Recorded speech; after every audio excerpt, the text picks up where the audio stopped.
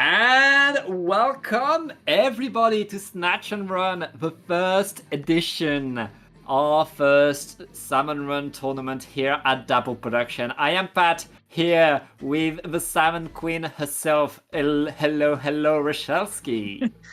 Hi, Pat, and thank you so much. I am not simply a Salmon Run queen, I am simply a Salmon Run fan today, in awe of all the participants in our tournament today. This is an invitational tournament only, so we've got 4 of the best Salmon Run teams in the world, quite frankly, and I am so excited to see what happens today.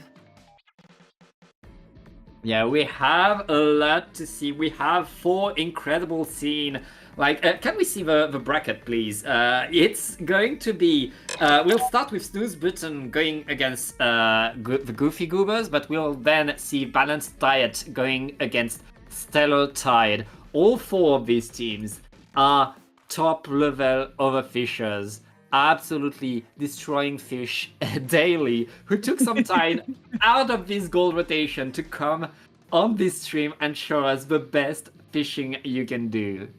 And during this tournament, we've had a team working behind the scenes for the last couple of weeks to find the best scenario codes for these teams to play. The scenario codes are difficult, but they're rewarding if played well. They're challenging. And one of the other things we really wanted to show was fun. We wanted to make it fun for people to watch these teams play these scenario codes.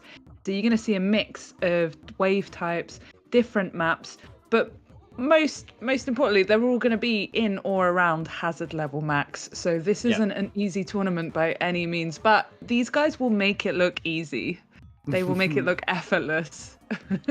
Yeah, all 16 of these players, they move so fast, they splat so fast, and they're so optimized in what they're doing in their movement.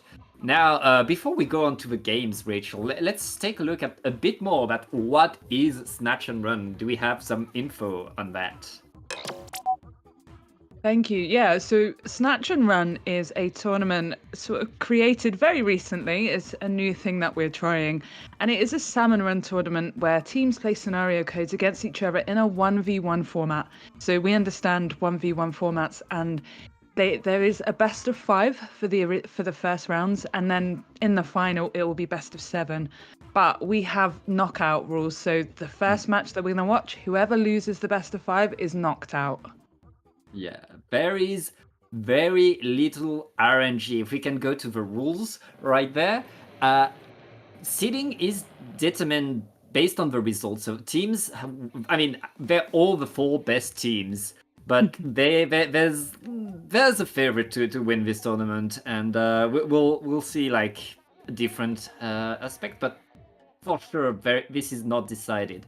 On each team, we'll have one player, we'll have one streaming player that will send us their perspective, which is, we don't have a spectator cam for Salmon Run yet, Nintendo, but we have this, and we'll be able to show things to you.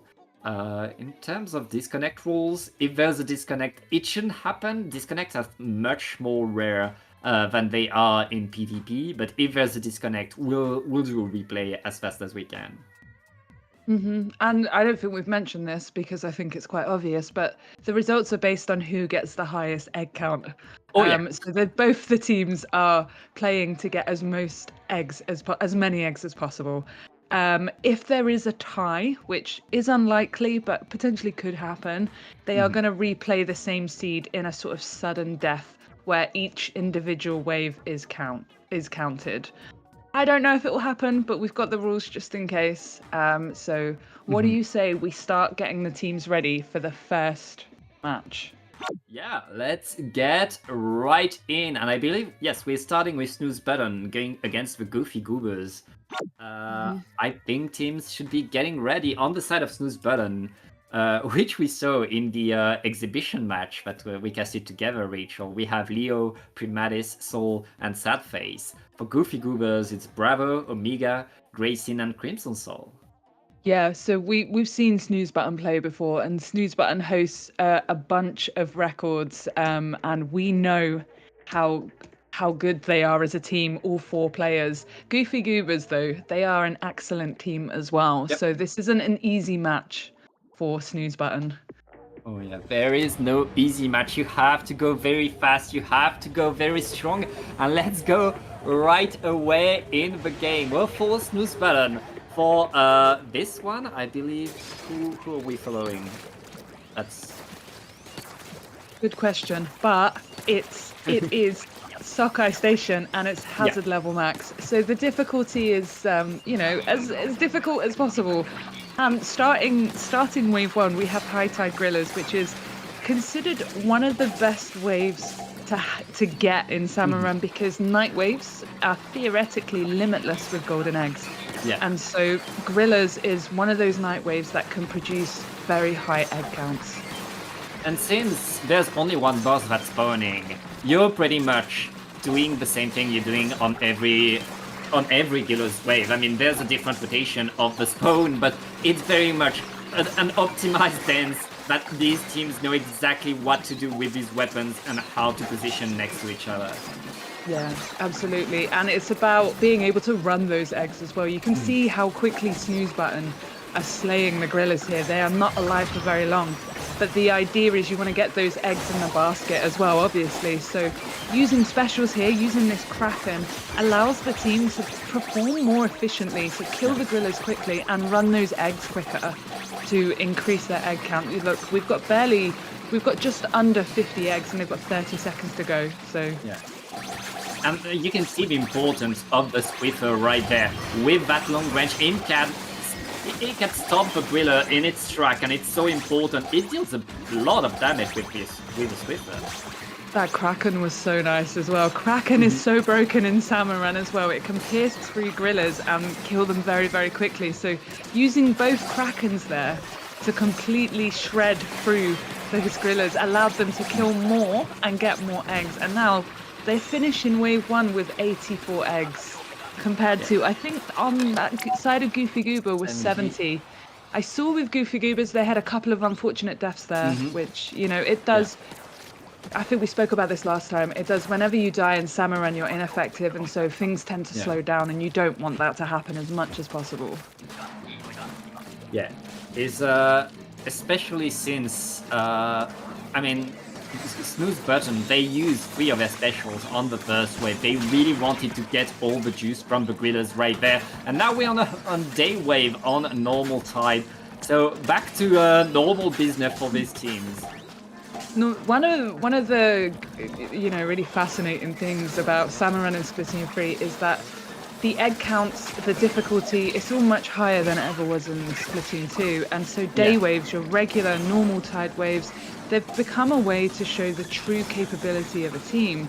Everybody knows how to get the most out of Mud Mouse and Grillers and things like that, but being able to perform well and get exceptionally high eggs for regular daytime, normal tide waves is a part of being a good Salmon Runner and being able to compete with the best, because there's no point having Goofy Goobers taking 2 really unfortunate splats there. Is going to really hinder their performance here. Yeah, a bit too slow to paint that flipper flopper, and that's all it takes. But the Goofy Goobers are getting back in the game. They're already past the quota and getting more and more eggs. And using there was a big shot to the shore right there, and the rain right now, the eggs right now are raining down onto them. Yeah, this is quite a tricky code. There are some late game static bosses such as stingers and stuff, which really test the player's performance about whether to run from them or to go to get them, whether they play around them, whether they're punished by leaving them alive, Goofy Goobers, wave 2, 59 eggs, which is so solid. I didn't see how much Snooze Button got, did you? A few eggs more because they dodged the death right there. There you go. Yeah. We're getting back to Seoul, this time with the Tentabrella. Tentabrella is one of my favourite weapons in Salmon Run. So powerful, so much range, and obviously the canopy, it's like, in my opinion, it's perfect. It can do a lot, and thankfully it was fixed, because when this game was released, it was kind of bad. It was not Yeah. working properly. Since then, Nintendo fixed it, and it's back to being one of the best and most fun weapons in the game. And I think it works really well in this COD because you have enough turf to cover the tense, slow sort of heavyweight status. You know, it is slow and clunky at times, and you need that turf and the mobility of other weapons to support you here. And so this comp with 3 weapons that are quite fast and are able to turf really well really support and complement the tent here. Yeah, and especially on the high tide that we're seeing right now, where you're constantly surrounding by a million fish, having a tent that can mow down everything is so useful. Yes, yeah. Snooze button taking a death there. The sploosh is down. And this high tide is looking chaotic with the spawns everywhere. It's like, what do we talk about? What do we say here? The eels are all around. You can't underestimate eels, especially on high tide where you have so little space to move around. Last Booyah Bomb activated by Leo right there is going to allow Snooze Button to breathe a lot, get a lot more space. This is now the time where they run all the eggs that they can. They are neck and neck with eggs. What is the difference here? Oh, wow. 2 egg difference for wave 3. Oh, 3 egg difference for wave 3 there. Goofy Goobers had a really solid wave 3 there. They look effortless the way they played their wave 3, but it is Snooze Button that will take game 1 there as their first 2 waves. They performed better. Yeah, let's have a look at the exact score these 2 teams have right after this. Yeah, we should see it now. So that's well, a lot of information to really talk about very quickly. It was a lot of eggs and a lot of power eggs. Yeah. So right. Perfect. Snooze Button sending us their show right now, and yeah, we can see 84, 64, 71, and as you said, the Grillers, they were wave 1 where the least boss are supposed to spawn, but it was Grillers, so we had more eggs coming in. Well, the quicker you kill the Grillers, the quicker you get more to spawn, right? So that's the goal. So you want to kill them as quickly as possible. Oh, and Goofy Goober started the game. Snooze Button should go in quickly. Yeah, need to message them, I guess. And okay, we are Goofy now on Goobers A. are a few seconds ahead. So. But we'll see. Maybe this works out interesting because they're not watching the stream. But yeah, you're right. We're on Marina's Bay here. The difficulty is hazard level max again, and we've got a Grisco rotation. So fun, overpowered weapons that paint really well, kill really fast, and allow you to break the game in a lot of different ways. Yeah, well, right now we're mostly going to paint really well because we have triple Grisco Umbrella. The bow is going to be so important for the damage. That bow is going to be key, and whoever has the bow right now has all the pressure to deal the big damage. It's Sad Face for Snooze Button, and I mean, you can rely on Sad Face. She's cracked. Yeah, Sadface is cracked, and the Grisco bow is the single shot. Like, as a single shot is the most powerful shot in the game. It does 1350 if all 9 targets hit the same. And for bosses such as big shots and flipper floppers, that's really important, especially when you've only got 3 Grisco Brellas, because as much as all the Grisco Brellas are powerful and broken in some metric, the Grisco Brella is really fast, and it's a good supportive weapon, but you don't really want more than 1 of them on a comp. Yeah, it's going to be a rough for Snooze Button and Goofy Goobers right there. There's a lot going around the basket, and these Brella though, they're very useful in order to maintain paint advantage. Marina's Bay is such a tricky map to just do in general, just play in general, but to overfish as well. The layout of the map is not conducive to a good overfishing experience. Or, well, I say that's subjective. I mean, it's not as easy as other maps, should we say. Other maps, their basket is laid out a bit easier to go to, and luring is a bit easier, whereas Marina's Bay, you really do run the risk of over-luring, and if you over-lure, it's really difficult to come back from that. Goofy Goobers, I think, took wave 1 there. We were busy yapping, but I think they took wave 1 there. Ooh, and we get wave 2 on low tide for cannons. These cannons, I think, is my favorite cannons in the game. For all the hate I have for Bay, the top cannon of Bay, you're so comfy. You can shoot everything. I love it. Listen, it's quite funny that Marina's Bay is one of the worst maps in the game, but it has one of the best low tides in the game, in my opinion. And low tide is set out so well, and you can get some really good high scores on low tide. That is much easier than the normal tide, in my opinion. Especially, like you said, with the cannon position is so perfect to be able to shoot down fish sticks like we've just seen Snooze Button do there.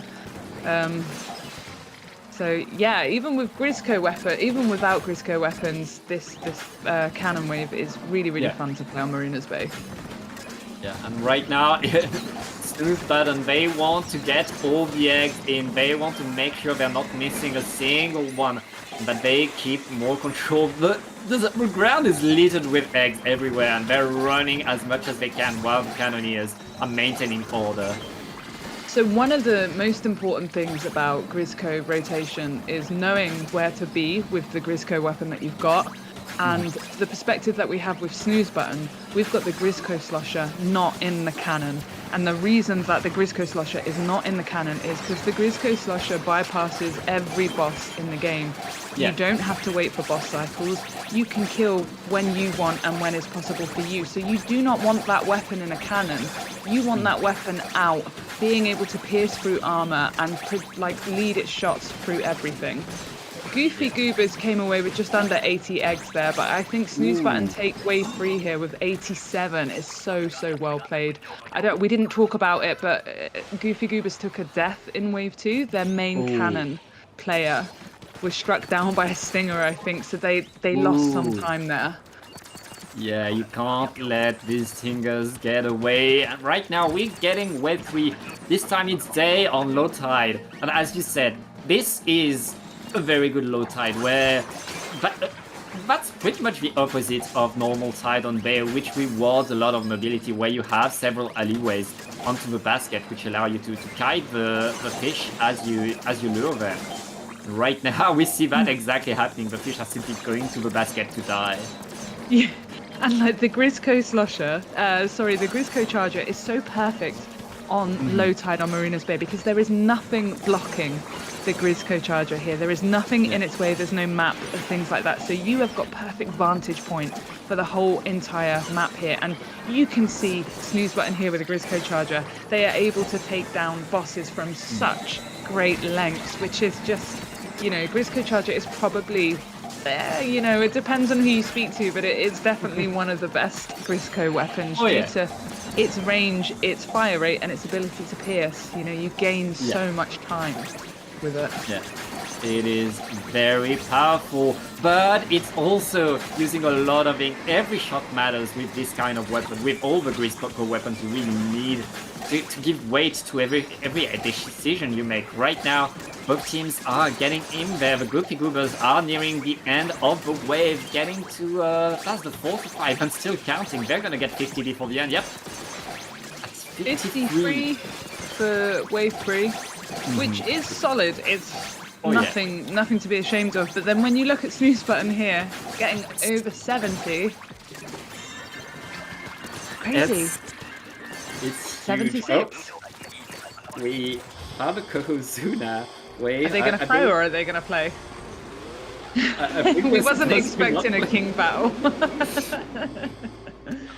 All right, we're going to see how quickly both teams can defeat the Kohozuna. Yeah, I want to take bets. So. I think Snooze Button are going to do it in 40 seconds. They're going to throw it. Oh, they're going to throw it. Show us the Goofy Goobers. Show us the Goofy Goobers. Yeah, Goofy Goobers are fighting right now. We're 70 and we're already halfway through the health of the Kohozuna. And it's still going. Here comes all the specials in the world. Everybody's just firing at the fish. Yes. Oh, there we go. It's GG's. So Snooze Button, am I correct? They got 211. So they take game 2 there. Yes, 211. And I think for Goofy Goobers, they got 175, if I can see correctly. So yeah, game 2 to Snooze Button, who had a bit of a shaky start with wave 1, but pulled it back from wave 2 and wave 3. Yeah. It's that wave 1 was rough. It was rough to watch, and honestly, it's not a common comp and an easy comp to adapt to. And I guess we saw really a difficulty. Both of these teams had deaths throughout this shift. That was really a rough one. I mean, HLM on Bay is always tough. Marina's Bay is just such a horrible map in many different ways, but to overfish on it is very, very tricky.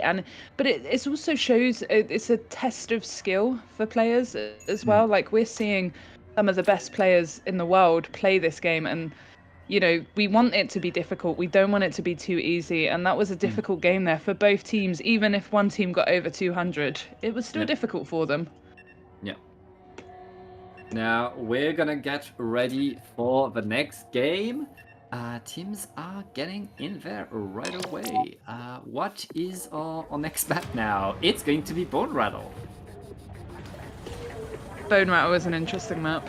I think we spoke about this last time we streamed this. Bone Rattle is the newest map in Splatoon 3. It's the last map that added, and it differentiates itself from all the other maps by having this elevated platform around basket that you have to climb. And so like it's the same with Marina's Bay in a sense. Like, there isn't a conventional way to lure because you've got these grates on both sides. It takes so long to lure some bosses up here, so naturally you have to kill quicker, but that presents conundrums and sort of task management, and it forces teams to think outside of sort of conventional ways to overfish, and we'll see that. But for now, we've got Mothership with really decent Mothership weapons as well, to be fair. Clash Blaster and Pencil and Stamper are very good for Mothership, so we might see some nice high scores for wave 1. Yeah, these are fast weapons. These are weapons with the range that allows them to splat the fish and the coolers from afar. Right now, we see these players constantly getting every egg that they can, constantly maintaining their ink tank, because I feel like ink tank management that allows you to shoot more fish and throw more eggs through the basket is going to be what decides who wins this game. Huge, yeah, valid point, especially on Bone Rattle, because you have to throw more eggs on Bone Rattle compared to any other map. And so, like, if you try to run eggs, imagine picking up an egg, climbing up the wall, depositing it, and then doing that over and over again.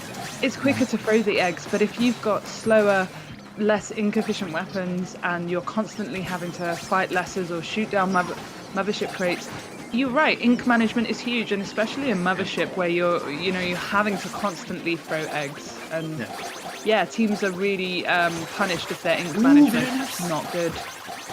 Nice snatcher. Yeah, they got that big snatcher right above the grate in the nick of time and got to get all the eggs. Meanwhile, the Goofy Goobers got to 59. Yes, Snooze Button taking wave 1 there. And now I think it is another night wave. It is another high tide night wave. Ooh. And it's Mud Mouse, I can already see on Snooze Button. So we're going to see another high score here. Excited.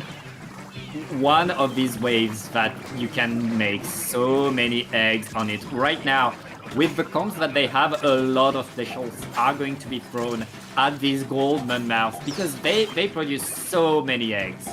Yeah, and Mudmouth especially is one of the most broken waves in the game. If you look at any world records, so world records for total egg counts, you can guarantee that the majority of them will have a high tide Mudmouth in, because they are just a way to get a limitless potential on eggs. But one of the biggest things for Bone Rattle, again, we spoke about it with Mothership, is ink management, but also snatcher management here. And we can see the Goofy Goobers are allowing eggs to be flown over the basket by snatchers so that it's easier and quicker for them to run. It means that snatchers that they know are coming to the basket those eggs can be left, and the eggs that potentially might get taken away, they are prioritized first. And right now, more eggs everywhere. The eggs, we see that huge snatcher that's coming next to the basket very soon. for the Goofy Goobers who are waiting for it. Yep, here comes the lots of eggs falling to the ground. Not on the grates, unfortunately. That's more eggs to throw by the Goofy Goobers. Snooze Button doing the same. I was watching their screen. They were doing really well with Snatcher management there. They did take an unfortunate death in Wave 2. I think someone got eaten by some small fry or some cohorts, but it looks like Snooze Button take Wave 2 as well there. Goofy Goobers, pretty nice score right there. Let's get back to Soul with the Snooze Button to see how it goes for wave number 3. Remember, Snooze Button, they're ahead right now, looking to get one more game under their belt. So another interesting thing about Bone Rattle is that there's many positions in this map where you can abuse the explosive, the way that splat bombs explode. And you would have seen it if you blinked, you would have missed it. Right at the beginning of the wave, Snooze Button was able to use one splat bomb instead of 2 splat bombs for one fly fish. You might see it again on Snooze Button's screen here. Yep. You look at that. Bomb thrown and the fly fish is dead. Fly fish is down. Yeah, and so Bone Rattle is very interesting in that you can do it on any map with any sort of position, but the main thing is that the bomb needs to be close enough to the fly fish so that it can activate both hitboxes on the fly fish rather than just one. Yep. Right now, more Snatch attack. The Snatchers are very nice on this map. You can get Snooze Button a lot of eggs, but I see the big shot. Big shots, they're annoying here because you have to get so far away from basket to get them. So I want to quickly talk about this. This is really interesting. So one of the things about Salmon Run at a high level is that if you kill bosses quickly, it can sometimes change the outcome of bosses that will spawn, even on the set. Same scenario code.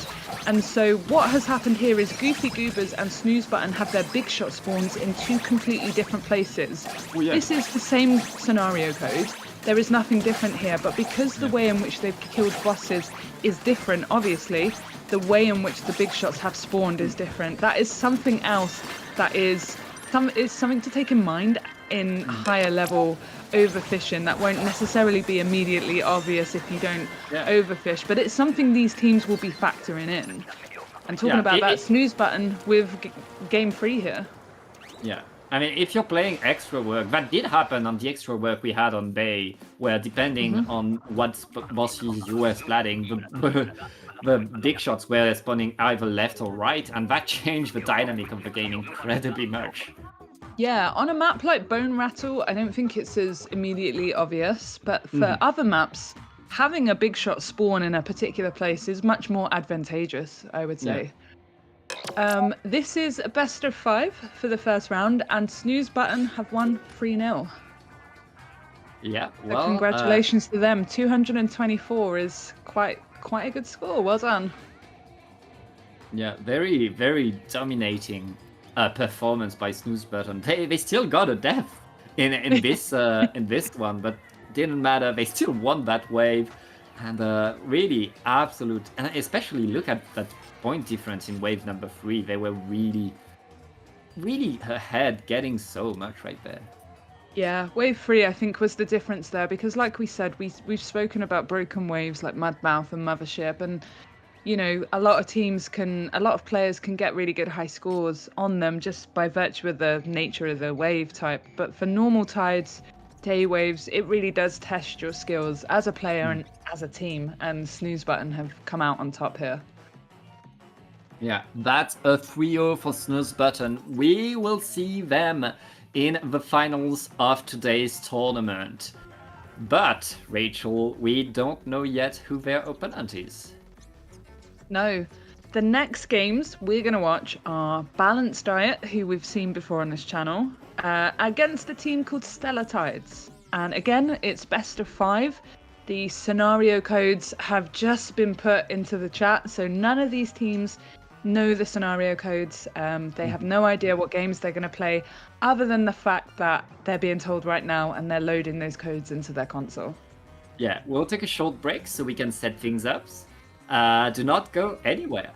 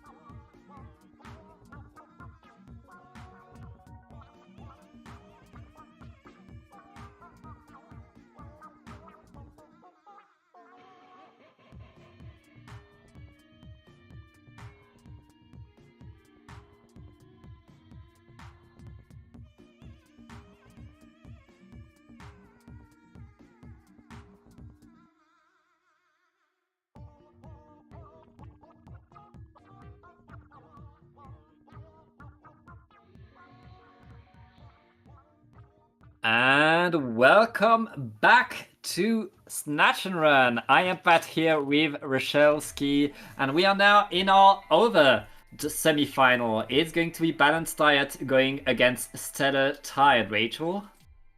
So we are going to watch a team that we've watched before. In our previous exhibition match, we watched Balanced Diet versus Snooze Button. Very good team. Bakuli, Clang, Clash, and -25. We've watched them play before. We know them, and they're all incredibly talented. Stellar Tides, they are extremely talented and very good. All four of them, Reset, Demo, Burb, and Cookie So, they're all very good players. We haven't seen them on the tournament before, but it will be very interesting to see what they're capable of today. Yeah, there's a lot to show from these upcoming teams that want to challenge teams like Balanced Diet and Snooze Button, and we expect them to show us a few good fishing tonight. Now, Snooze Button, they won 3-0, and they're already qualified for the finals. Balanced Diet, they're seed number 1. Can they match that? Can they also make that statement that they deserve their spot there? Can Stellar Tide create the surprise? We'll see.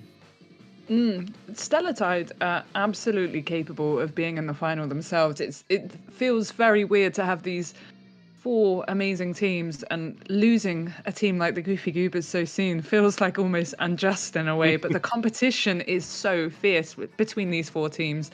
So even whoever loses today, it doesn't mean they're not a good team. It just means they've had an off day and the other team has outperformed them. It's crazy how good these teams are. Yeah, for sure. If you make one mistake, you're going to lose the wave. You're going to lose the whole shift. Now, we're going to start back on Sokai Station again. We're following quite a similar thing here. The first one being Sokai Station, the second one being Marina's Bay, and the third one being Bone Rattle. Again, this is best of 5, so potentially if one team goes 3-0, you won't see the last 2 maps, Gone Fishing and a second Sokai. But it will be good to see some points for either team here. Maybe we get a match that goes down to the final game. It'd be good to see. Yeah, one thing to note though, these are the same maps. They're not the same seeds. And you'll have such different games to happen. Like these teams know these maps perfectly. They know everything that they can do. But each seed is going to be an absolutely new story, and we'll see how they're able to react. Yes. And like you said, these are not the same scenario codes as the previous games that we've just watched. So everything is going to be different. We might see more night waves. We might see more day waves. We don't know what we're going to do. Map. Actually, I've just realized we've made a mistake. Have we? Yeah, because this map list is literally from the last round. The first one is going to be Jam and Salmon Junction. Okay. The second one is going to be Smoke Yard, and the third one is going to be Spawning Grounds. I've just received confirmation that we have the wrong image for games 1, 2, and 3. The stream is sort of incorrect at the moment, but it happens. Fixed. In the meantime, I guess we can maybe start. Wait, I cannot see the stream, Toshi. Yeah. Okay, stream is back. Okay, everything is all right. I think we're still live, so it's fine. Can you hear us, chat? I hope you can hear us. Yes. I guess we'll fix things up soon, but in the meantime, we can give the countdown to our teams. Yes. We'll let them know that we're ready for them to ready up, and hopefully we will get them going momentarily. Yeah. So as you said, we're starting with Jamin Squid Junction, right? Yes, Jam and Salmon Junction, considered one of the best maps in the game for its ability to get very high scores very easily. Yeah, and if I'm not mistaken, it will be. It was a seed that was made on a mystery rotation, so it's hazard, and it's going to be absolutely random weapons, which means these teams will need to adapt even more because random weapon forces you to adapt faster. The comps are less balanced, but also like more fun because of it, I think. Yes, yeah. And so do we have Grisco weapons or is it? No, it's just random. Okay, okay. I wasn't sure Yeah. if it was Grisco or random, but we've got the 52 Junior Splash and Stamper, which is quite a good comp for Wave 1. Yeah. But it's Rush. Rush is interesting. I mean, Yeah. like, Rush is considered not fun for various reasons, and I do think personally it needs to be fixed in a way. But Rush, in an overfishing sense, it's not bad because the wave is bad. It's bad because the eggs don't the They don't total go of eggs great. you can get is not as easy. Ooh. Balanced diet wiping in wave 1. What would we have done there? That would have been an easy GG's for Stellar Tides there, and so we're talking the potential for an upset, and it may have just happened. Talking about that though, Stellar Tides just had 3 players down too. This is the problem with Rush, and I think a lot of people will agree with us here, that one death in Rush is the start of a snowball that can be very difficult to recover from. We are seeing specials from both teams here to help recover. And especially on this map, you want to stay close to the basket, but there is no way to retreat to. There is no wall to cling to from the basket. You're in constant danger. If you don't maintain your DPS, you are in trouble. And I feel like that Stamper needs to go a bit more upfront because it's the only area of effect weapon in the team. Yeah, so one of the things with Rush to really truly get the most out of Rush is you need to have 1 or 2 weapons filtering the chum. So the goldies spawn for every 20 chum that spawn. So if you don't kill the chum quickly, there will be no more goldies spawning. And so you're encouraged to play really aggressively to get more goldies spawning. That was incredibly close. There was only an 8 egg difference there, and both teams suffering there. I think it was a bit of a shock, actually, for Rush to be wave 1. They were not ready, but yeah, we are changing all the weapons right now, and we have double Julies, including, I believe that's your favorite weapon, Rachel, the Tetra Julies. Well, you were going to say the Tens Umbrella? This is why I like commentating with Pat, because he just throws me a curveball just for no reason. This is an interesting comp. I mean, the Tensor, the Clash, the Splat Julies, they're all very good weapons to decent weapons, and the Clash Blaster's got really good AoE, so it actually works well. But the Tetras, you know, you're gonna have a hard time, especially at hazard level max with the Tetras. They don't kill quick enough, and their ink consumption is bad. So this is quite a challenging code for these guys. That's a bit how the game is so different from PvP, because in PvP you have the Tetras, you're moving so fast, people can't shoot at you. But in Salmon Run, the fish, they don't care much about that. No, and you know, even just something quite simple like a Cohawk has 400 HP, and the Tetras take forever to kill a Cohawk. So imagine what it's like trying to kill bosses with more HP. The Tetras are a big problem in Salmon Run, and we see one player go down on balanced diet here. They look like they're recovering quite well. One of the here we go. I was gonna say I thought we were gonna see a special here to try and help egg running, and we do from balanced diet here to get rid of those statics so that they can run eggs in the last 15 seconds with less enemies damaging them. Yeah, that's a lot of fish. There's Stellar Tide in the end of that wave, looking to squeeze as many eggs as you can. I believe it's Balu that said, if in the last second of the game you're not running an egg, you're throwing the games, and that's what you see these players do. Wow, 68 eggs from balanced diet to Stellar Tide's 64 eggs. Incredibly close there. Another thing we want to talk about is egg counts. So for wave 3, the maximum eggs that will appear if these two teams play very well is 105. Yeah, And so that when you would see a be team get 70 or 80 eggs, it's good to consider it in the scope of there was 105 that yeah. spawned in total. And that's what these teams will be focused on, how many eggs they can retrieve out of the total. For day waves, there is always an end limit. There isn't, they're not an infinite amount of eggs. So for this particular wave type and hazard, there's 105. Yeah, if you're playing freelance and you want to make quota, you count the eggs that you managed to get to the basket. These players, they count the eggs that they missed in the wave. Right now, all the double stingers surviving the attack and getting a splat. That is a lot of time lost on the charger. Yeah, this comp is a bit of a, talking about random rotations, you're forced to adapt to whatever comp you are given by the game, whatever random comp you are given. And, you've got the charger here, which is nice for the range and the one-shotting of bosses and ability to pierce.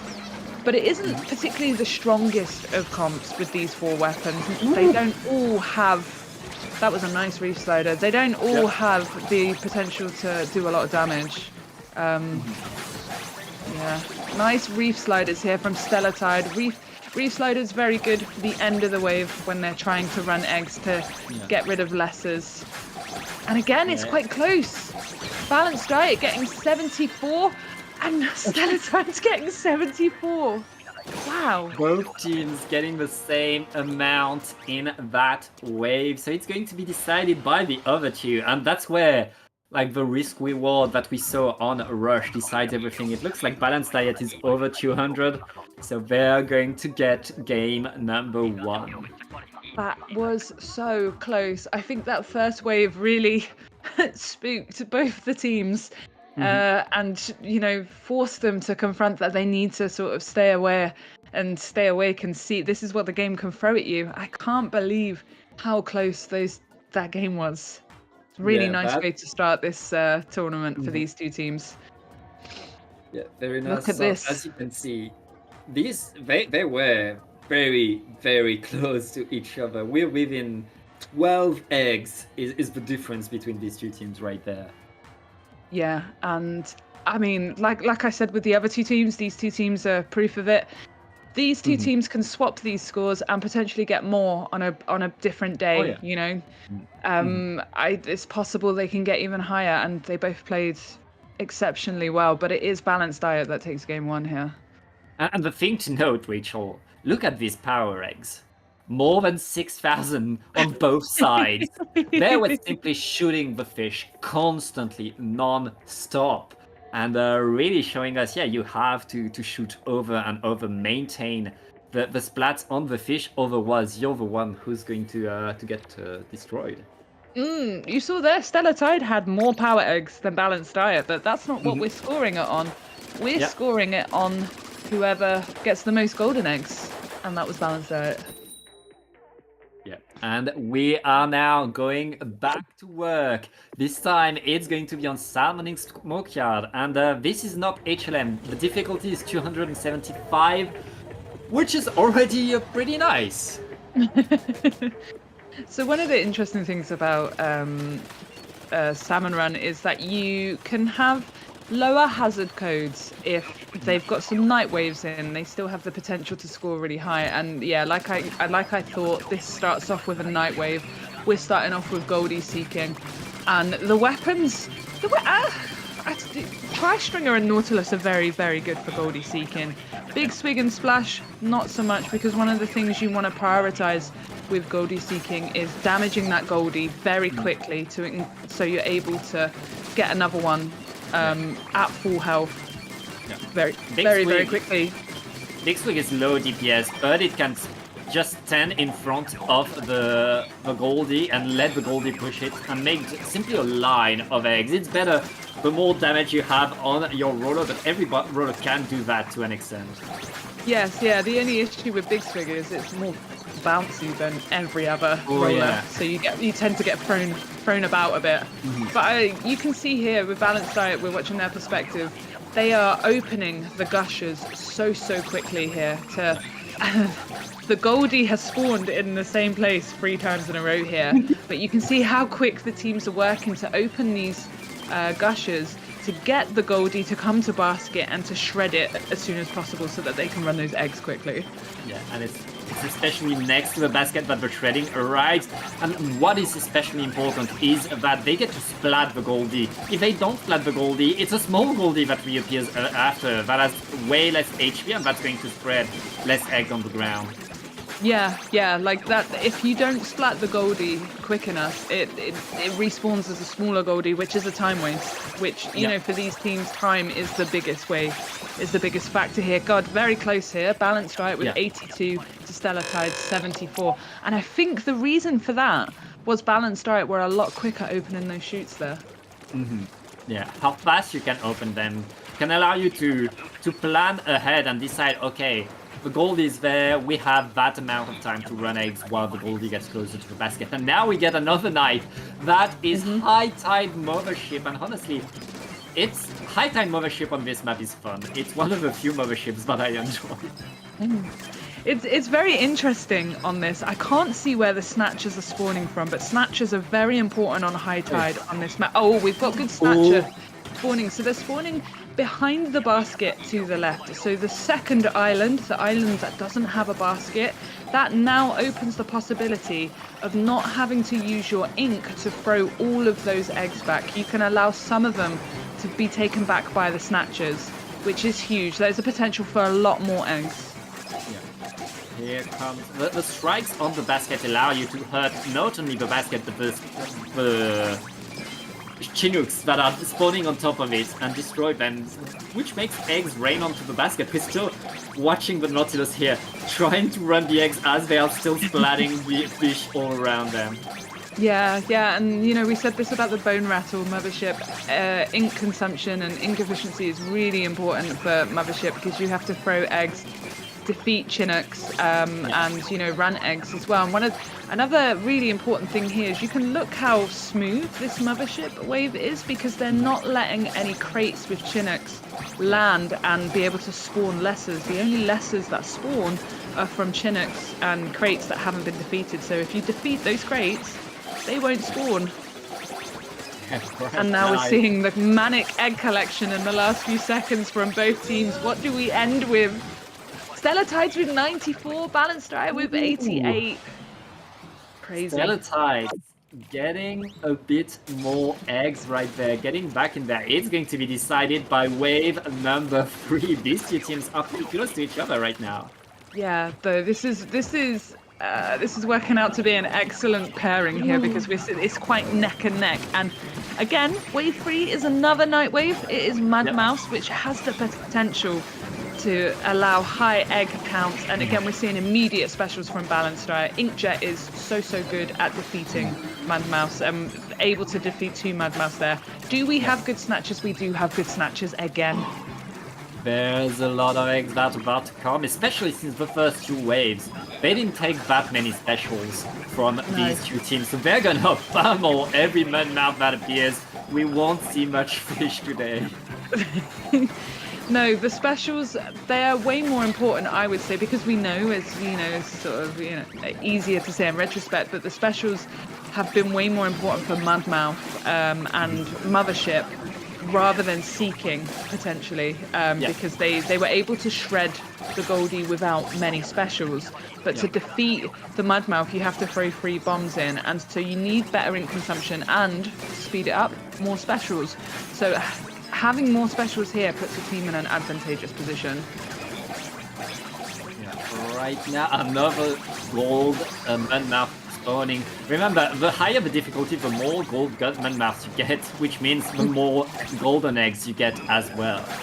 Yeah, and this again, look, we're looking very close in terms of scores. Both teams in the last just 10 seconds are now looking to put as many golden eggs into the basket. Balanced Fire able to kill a golden Mudmouth right next to basket, allowing them to break 80. Stellar Tides breaking 90. I think Stellar Tides are taking a point off the Balanced Diet here. That's a close one, but yeah, I think Stellar Tides winning 2 waves are going to be able to pull through. What is the final score? We can't see. We don't see, show us. We can't see. They're both above 200, which for This- difficulty 275 is The suspense is huge. killing me. Look at Clash running 104 eggs. Clash, I'm very impressed. Yeah, Clash not stopping. And that's the power of the host right there, absolutely. Okay, so 258 for Stellar Tides. 258 for Stellar Tides. And how much is Balanced Diet? Balanced Diet, show us. 255. Oh my god. 3 Oh my god. eggs. I'm on the floor. I'm on the floor, guys. 3 eggs separating. 3 egg difference. I'm so impressed. And so many golden eggs ran by the person who was the host, and that's pretty important right there. To whoever is on the top of your team is the one that has the least egg lag, which means they get to run more. Wait, it was Clash running 100 eggs there. I think it's different on the results screen. Oh, But okay. Clash, That's why. yeah. I just can't believe I'm in a situation where 255 eggs is the losing score. It's absolutely insane. Both The teams heck? got over 250, but one of them had to lose. Yeah, one team has to lose. We need to move on. That means we get to see a fourth map today. We'll get to see Gunfish and Hydroplant in this set. But first, we get to see Spawning Grounds. Spawning Grounds is one of these maps that is One of these It's- maps. one of these maps that I personally love, but I fully understand why people really don't want to see this map in rotation. It's Because it's a it's very it's a very tricky map with very tricky static spawns Mhm. and very I don't know what the word is, unfriendly, just like spawning Yeah. and sort of half the map is It's- grated to one side, which doesn't help you with movement. It- You know, It's unforgiving, and it it's really it very. really is. The map is mean to you. Like the map is straight up mean to you. But that's what I like because I like that kind of maps. I like that kind of play where you're constantly running around trying to fix all the issues that the map is bringing to you. Let's see both of these teams getting in there. Stellar Tides is the team we're gonna follow for wave number 1. Yes, and like you said, we're guaranteed to see a game 4 here, not a wave 4. Getting ahead of myself. We're guaranteed to see a game 4 here, which will be Gone Fishing, a map we haven't seen today. And first thing these two teams do is paint every wall they can see. Every wall on this map needs to be painted, otherwise you're in trouble. So I think the secret to Spawning Grounds is to paint Yeah. the walls. One of the Yeah. things I don't mind about Spawning Grounds is that it's easy to traverse if your walls are painted, Yeah. and it helps with things like Squid Surge and things like that, which are much more enjoyable in this game compared to Splatoon 3. So I actually prefer this map in Splatoon 3, which is crazy. I never thought I would say that. I've sort of warmed up to it as time has gone on. I still don't think it's great. We can see here Stellar Tides are making the decision whether to go for Stingers here because the Stinger spawned down on the docks. You have to Yeah. get rid of that. And there's another one. We're seeing Yeah. specials here straight away. Specials do things quicker and give you more time to run eggs. So it's really important to recognize from an overfishing perspective when a special is useful so that your team are safe to run eggs. I feel like the Snatchers. I haven't seen where the Snatcher were coming from. I think it's from beach. But yeah, they're going to be key also. Every egg that falls onto the grate will be dragged back to the basket by the Snatchers. Both teams need to pay attention to that. Be ready to splat the Snatchers when they come. Yeah, and it does mean they have to make more of a priority to run eggs that fall onto the right side of the map by a beach, so that they don't get taken away by snatchers here. Spawning Grounds is quite tough in a lot of ways for reasons we've mentioned here, but these two teams make it look easy. Oh. Look at this! Look at the Whoa, perspective! awesome. 71 to 65. Yeah, I like this Balanced Diet. team. Balanced Diet able to get a few more eggs here. But that is just wave number 1. And now we got double charger, double slosher. And that's, in Splatoon 2, that was the perfect combo. So it's still really, really good in Oh, Splatoon yeah. 3, but you are gonna have to, like we've spoken about already, ink management is gonna be so important here. Oh, yeah. Both weapons have the ability to pierce, but the Grizzco Slosher has the ability to pierce through armor here. So your Grizzco Sloshers are gonna be more focused on piercing and breaking cycles of enemies, whereas your Grizzco Charger, they're gonna be working more, I guess. I don't even know how you would determine roles with, only these two weapons, because they're both really efficient slayers. Yeah. Yeah, it's crazy. I mean, these players, they with these weapons, they will destroy everything in sight. The Slusher needs to pay more attention to the fly fish and to the things that are harmless. So I guess the Charger would be a bit more focused on to the lessers, but right now everything is dead, so it doesn't matter that much. Yes, yeah. They're gonna have a bit of a tricky time with bosses like fish sticks and lessers, I would say, if not managed well, because their ink consumption is an issue here. We're looking at Stellatides here. They ran out of ink. The person who, I can't remember who was specking for Stellatides, they ran out of ink. And so they used the special here to help them A, recover ink, but B, get rid of those statics as well. So these are sort of minute things that you wouldn't necessarily think of if you don't overfish this game to like a really high. But it's really important to combine tasks together. Neck and neck in the last 10 seconds. The teams are very close in terms of egg count, but it looks like Balanced Riot are taking wave 2 with 80 to 76.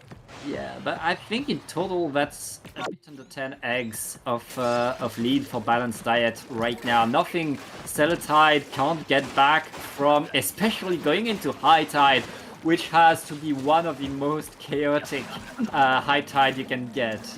Right, the High Tide on spawning grounds, I understand when people tell me they don't like spawning grounds, just for High Tide alone. Half the map is useless because it's grated, and the other half is very cramped and small when there's nowhere to run, There's nowhere to hide. And I think that forces teams, like from an experienced salmon run player, that tells me that I need to be more aggressive with what I'm doing. But for other players, they might not necessarily know that, especially if you're new to the game. Excellent stick cancelling here, there, for Balanced Diet. It allows the eggs to be collected much quicker. But this Grizzco Stamper doing really well here. With two Grizzco Stampers, it's not you that's stuck up with a lot of fish, it's a lot of fish that's stuck with you, desperately trying to flee from the onslaught that Balanced Diet is bringing right now. We see the eggs flying everywhere as, it's not stopping. These forces are dying as soon as they're spawn, and that's the edge that you have on High Tide. I think what's really important to mention as well is that everybody knows what the Grizzco Stamper can do. It can shred through armor and it can do 1200 damage. But I think unless you play this game a lot, I think you may not know that the Grizzco Stamper, it does 200 tap damage. It is so good at getting rid of lessers, and so you can see how clean this map is of lessers here because of these Grizzco Stampers. And again, last 5 seconds, but it looks like Balanced Diet is taking the third game here. Not even by much. 89 to 80. Congratulations to both teams here. They played so well. That was a hectic final wave, but both of these teams stayed completely on top of it. If you're able to splat the fish faster than they spawn, that's what it looks like. It doesn't matter that you're on High Tide, but things are so close to you. They are getting splatted over and over. Right now, Balanced Diet showing us a bit more optimization. Nobody died in there. It was really going slightly faster, maintaining a bit more ink on their ink tank so that they could throw one extra egg and to just pull through and get ahead in game number 3. Yeah. We saw that was 240 to 221. So not a massive difference there, but something, amazing from both teams. Both teams are just quickly putting the next code in. They've just been given the code. None of the teams know the games they're going to be playing until just before they're playing. So they're just loading this Gone Fishing hydroplant code, and I would talk about it, but I might wait until we go in before we talk about it. Yeah. I mean, we can talk about gunfish and hydroplant in general. It was announced very early before Splatoon 3 came out, and instantly, I believe the second we had the map, the layout on the map, we saw top of the fishers go around it, put in, like, show it on screen and do reviews on it and show, oh, we can lure fish while being on top of them, and we can get a lot and a lot of points all the while we stay safe, which has allowed this map to rise as one of the best maps for overfishing. And here we are. Here's the results from both teams. Yep. 240 from Balanced Diet and 221 from Stellar Tides. Crazy good scores. Very exciting games here. We're on to game 4, and if Stellar Tide take the point here, we're going to see game 5. Yeah, Stellar Tide, they've managed to do it once. They've shown that they can do it. We are talking about top level overfishers going on rough seeds, trying to get the best. Anything is possible, and Balanced Diet are certainly are front runners, the team that is set to win it all. But Stellar Tides, they don't count them out. They are on fire today. Yeah, don't count them out. They've taken a point off the highest seeded team in this tournament. So there is potential for them to do well here and to potentially take another point. Yeah, and yeah, so let's get ready. I think we can give them a countdown. I've done it. They should be going in. Yes. Yes, let's go. So we can talk about this code now. This is hazard level max. This is 333 difficulty. Yes. And the weapons are not random, as far as I'm aware. They are... Oh, I see a Greek Scotch slasher. No, they are random. Sorry, I was looking at the wrong fishing codes. They are random. Okay, but they're not all grease weapons, and we start with a very, very strong composition, especially on cannon. There's going to be a lot of shredding right there. Yeah, so this is low tide cannon charge. Low tide is quite a tricky map to optimize on gone fishing. As much as we like normal tide and high tide for gone fishing, low tide has got this long corridor down the middle surrounded by water. It's this big choke point that if you end up having lots of spawns stuck in the middle, you can't bring them to basket and you run the risk of stalling. And so both of these teams here will show you what it looks like to lure these bosses out of that choke point so that they can get the eggs closer to basket. Yeah, and we can see Clash by the big shot cannon to help getting more eggs to the shore, despite the bosses being splatted right by the shore. I mean, the basket. Ooh, that's a splat. That's a death. An early death for Balanced Diet. That's going to be rough, because this is the kind of waves where you can get a lot of eggs. Yeah, so this cannon charge, or whatever this wave is called, cannons, however we call it. Yeah, cohort charge, whatever we call it. It is one of the only night waves that is capped at a certain amount of eggs, because it is essentially a normal spawning wave, but with cannons and only cohorts. And we see both teams here scrambling to put those final eggs in. This is so close. So close. Oh my god! 3 golden eggs between these two teams. That's how close it is between them. Let's see what Stellar Tide now does. This time we'll be on a normal tide, and we have double charger for this one. On these hallways that you have around the basket, these chargers will want to line up the fish so that they can optimize their DPS. Yes. I just remembered which rotation this is. This is one random rotation with 3 weapons, because I was thinking, that doesn't make sense why it's only slightly different, but yes. And already we're starting off wave 2 with big shot spawns. Just to make it more difficult, big shot spawns on this map on normal tide are quite tricky. Yeah. Because you've got this outer wall and this outer perimeter, and big shots force you to leave the outer perimeter. It forces you to stall spawns, and so optimizing these spawns can be quite tricky, and do you stay?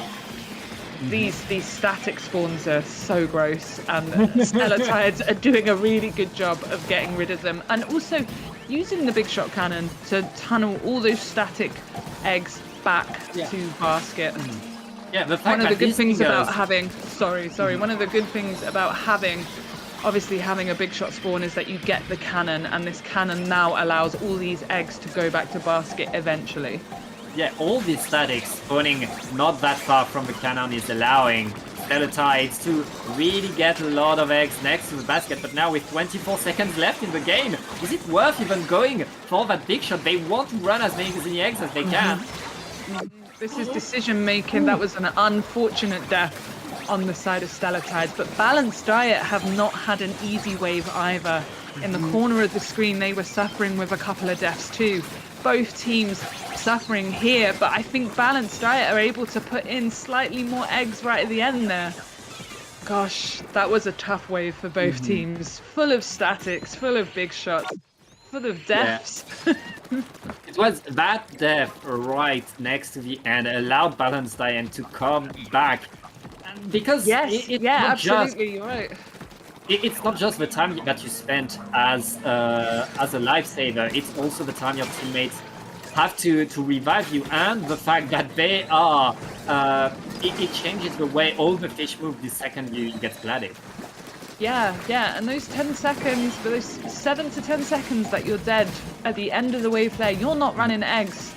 You know, how many eggs could you have run in that time? Yeah. So, you know, you're absolutely right. That death there meant Balanced Diet won, and I don't mean that in a horrible way to whoever died there. No names, please, but we know it happens. It's chaos. That wave was chaos, and this wave is also looking quite messy already with these static spawns, big shot spawns. We're already seeing a death on the side of Balanced Diet here. It's a rough one. The team has to spread all around the map because of the statics, because of the big shots. And right now they're paying the price really to dodge everything that's going at them. At least there's a bunch of moths giving them free eggs. Moths are every salmon runner's friends. Yeah, and you can leave them alive for quite some time. You're not going to struggle here. The mystery weapon for Wave 3 was a Junior here. Juniors are decent in Salmon Run because they're able to paint and they have almost limitless amount of bombs, you know, just like in PvP. So they do complement a team very well. Stellatides are just taking a death in the last 10 seconds. I really think Balanced Diet have done it here, and we're going to see them in the finals. Unbelievable performance from Balanced Diet, being able to pull this back and take the win here. But Stellatides only 8 eggs behind them there. Nothing to be ashamed of at all. And Stellatides, they knew they needed to take the extra risk in order to match the amount that Balanced Diet got. But in the end, these risks didn't pay off. They got the deaths and they lose 20 eggs because of that throughout the whole shift. Yeah, I mean, well played to Stellatides there. All 4 games they played exceptionally well, and I genuinely thought after Wave 1 they were going to win this game, but Balanced Diet brought it back. They locked in. Yeah. Balanced Diet really strong on this final game right there, and this was a rough Wave 2 and Wave 3, honestly, to have, because there were constant big shots, statics appearing all around the map and forcing all these players to address issues so far away from basket and be ready in the end to run everything just in time. This is what I think is the difference between like a top team and like a higher team, right? Is that yes, you can optimize the night waves and you can get insane high scores for the night waves, but then when it comes to those regular day waves, trying to optimize them, reducing the amount of deaths you take and pushing yourself to get more and more eggs on the limited capacity is why Balanced Diet have won this time. And GG's to Stellatides, but we're going to see Snooze Button versus Balanced Diet in the final. Who would have seen that coming?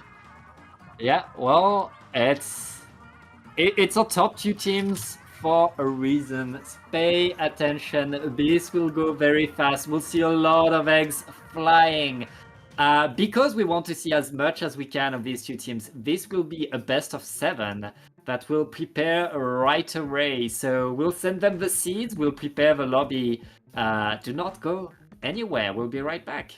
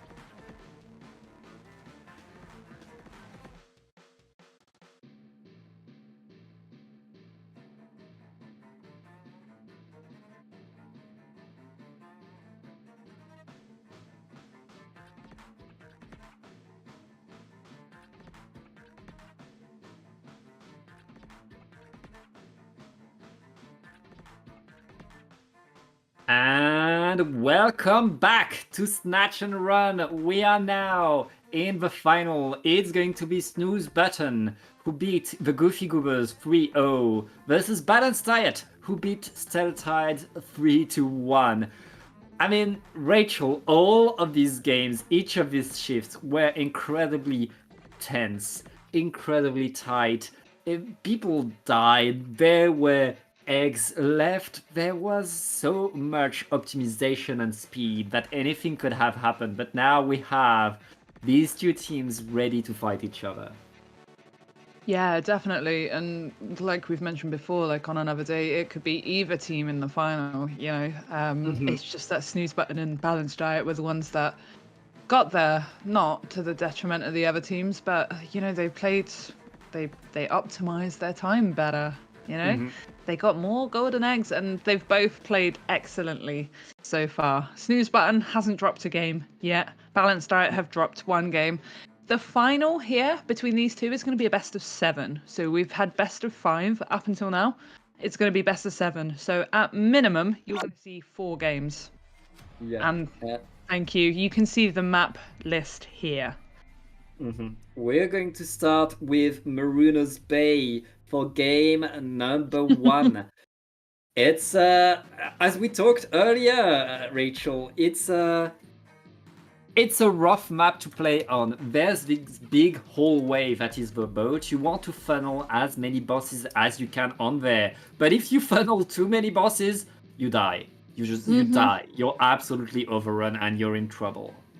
And that's not even, you know, that's not even talking about the night waves as well. The night waves, you end up playing so differently on this map compared to others because of the layout, because the basket is at the back of the map, you know, so you have to play so cautiously, but if you don't play aggressively, you run the risk of not collecting as many eggs.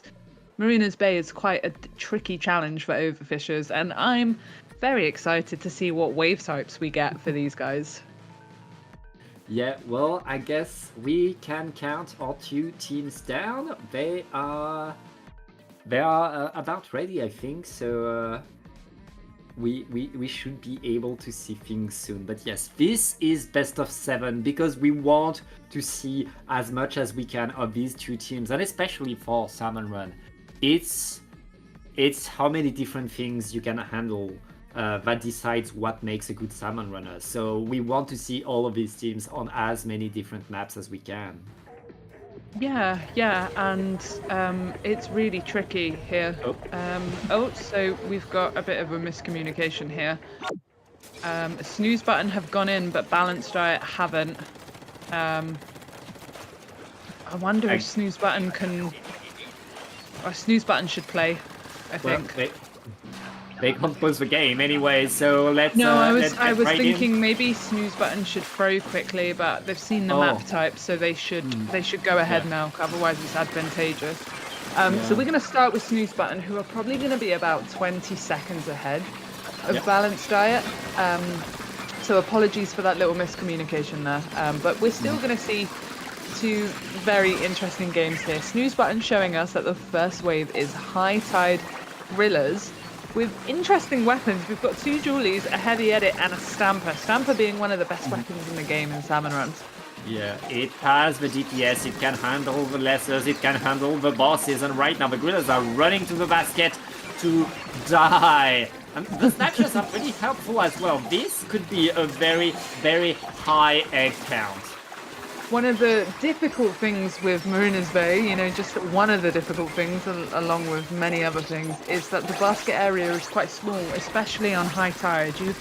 If you go back far enough, you just fall off the boat. You haven't got a space to go or escape to. Gorillas can be really tough if positions are not correct and if cycles are missed. These gorillas need to be brought as close to the basket as possible to optimize quicker and more cleaner egg running. But if a player goes down, like we've just seen for Snooze Button, that can cause some slowness and some cycles to miss. But Snooze Button are recovering really well here. That VR bomb coming in so clutch. right now. Snooze Button getting past the 70 eggs mark for the first wave. 78 is going to be their score. Balanced Diet know what they need to do now. They have 30 seconds to get all the eggs in the basket, and I mean, that's what matters. In the end of that wave, we see the Booyah Bomb only able to damage one Griller right there, but there's so many eggs by the basket. Rachel, Balanced Diet in a very good spot now. Balanced Diet have got a lot of eggs to run, and they need to kill this Griller at the basket here to ensure that they've got the freedom here. Minus 25 going down. Can they run the eggs in time? 2 players going down. Ooh! 68 eggs. Snooze Button taking the first wave there. Yeah, that's a rough ending, and now we can see that Snooze Button is fighting for the mothership on low tide. So it does look like this is a random weapon rotation because we've got completely different weapons now. It is Mothership, but we have a Grizzco Slosher, a Pencil, a Slosher Machine, and a Nautilus. These weapons are okay with Mothership. One of the things that we've spoken about before is obviously ink management. Grizzco Slosher is not the best Grizzco weapon for this because it's so ink heavy. You know, you've only got 4 shots per tank. You ideally want something a bit faster that can shoot quicker. The Pencil's really good here, the Machine's really good here, and the Naut is really good here. Yeah, so I guess the Grizzco Slosher will focus on running the eggs, not something you see that often. But I was going to say the Grizzco Slosher is going to focus on using the Crab here. The Crab tank is very, very good for Mothership. For that reason here, you can see on Balanced Diet screen that we've got loads of eggs by basket. Snooze Button have just had a DC. They had a DC, so I think we need to pull in DC rules here. I don't know who DC'd, but I believe we get a replay. If there's a DC, Balanced Diet will be informed as fast as they can, but they should throw. They should end the game. Yeah, unfortunate here that Snooze Button had a DC on wave 2. I think this is it. Yeah, Balanced Diet have just got the message. Yep. So we're going to start this over again. So this is going to be interesting because now both teams are going to know what wave 1 is. Yeah, and they get extra time. They know, I mean, these teams know how to adapt to any weapon comp very fast. But now they get to discuss a little bit more to be ready. They know exactly, okay, the Grillers will come from here, and we have this and this and this weapon. So I expect the first 2 Grillers to simply disappear absolutely optimally. And then we will see more of these teams. Yes, I'm just checking that both teams are ready to carry on, and it looks like we've got all 8 players back in the lobby again, and we're going to start the countdown soon. Yeah.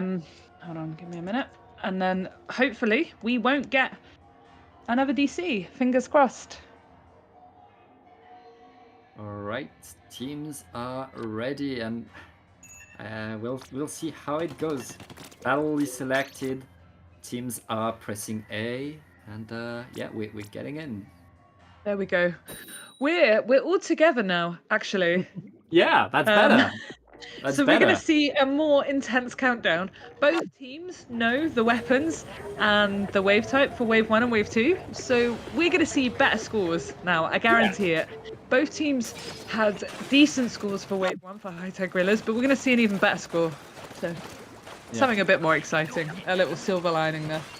Yeah, let's follow Snooze Button, see what they can do. Everything is painted. And look at that, they're already waiting for the first spawn, running on it and destroying it right away. So this is what I was saying, I think, in the other Grillers round, is the way to get more eggs in Grillers is to be incredibly aggressive and kill Grillers as they spawn. The more you kill, the more spawn, the more eggs you can get. But it is something that you should really only do with a team and the right comp and the right understanding of where you should position yourself.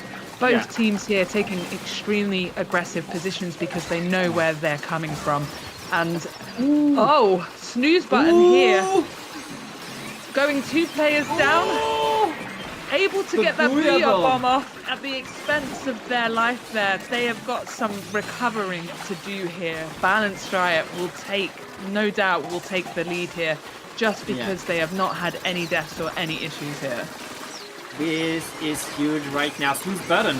And they knew they needed to take the risk because they knew both teams would take a lot of risks to get as much as they could, especially with these good snatches that are bringing the eggs back to basket. They took a bit too many risks.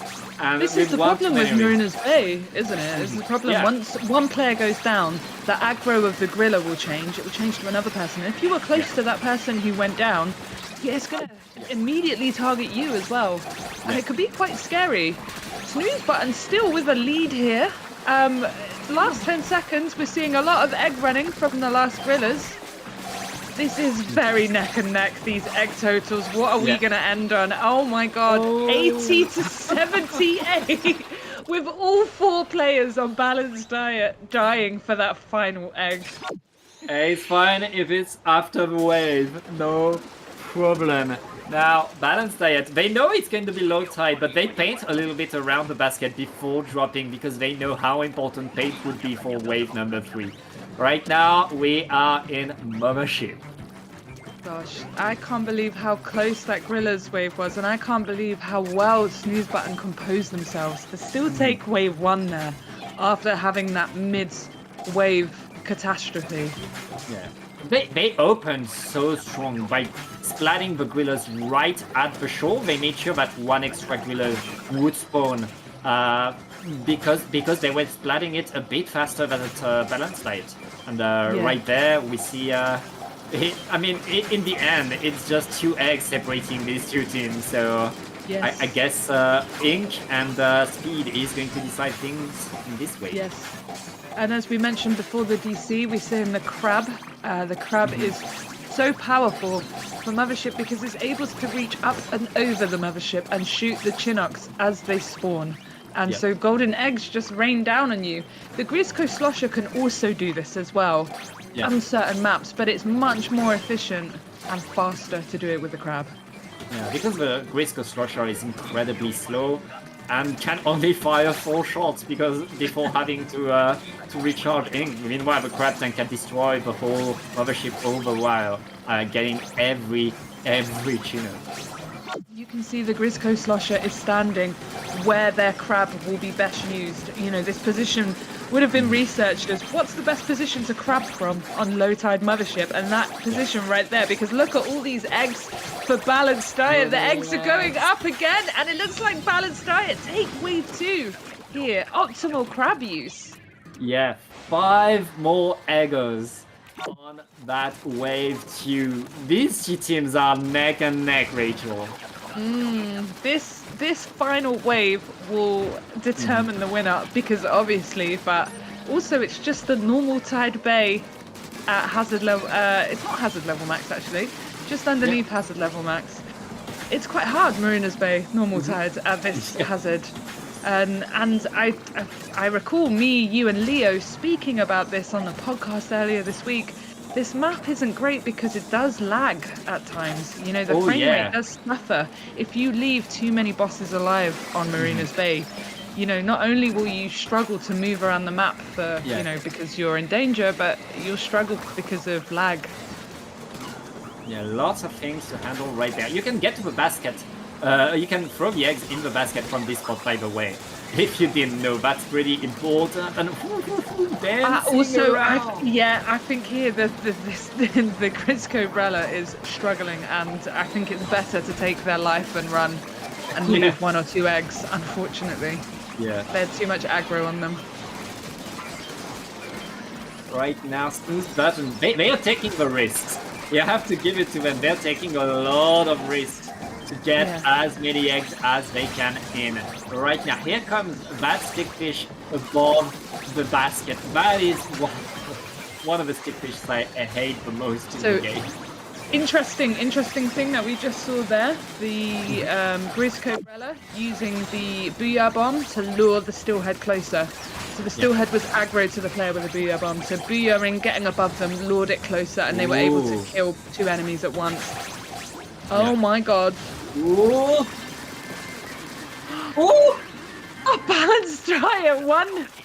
But literally in the last frame, they got 1 more egg. What With does like that mean for the scores?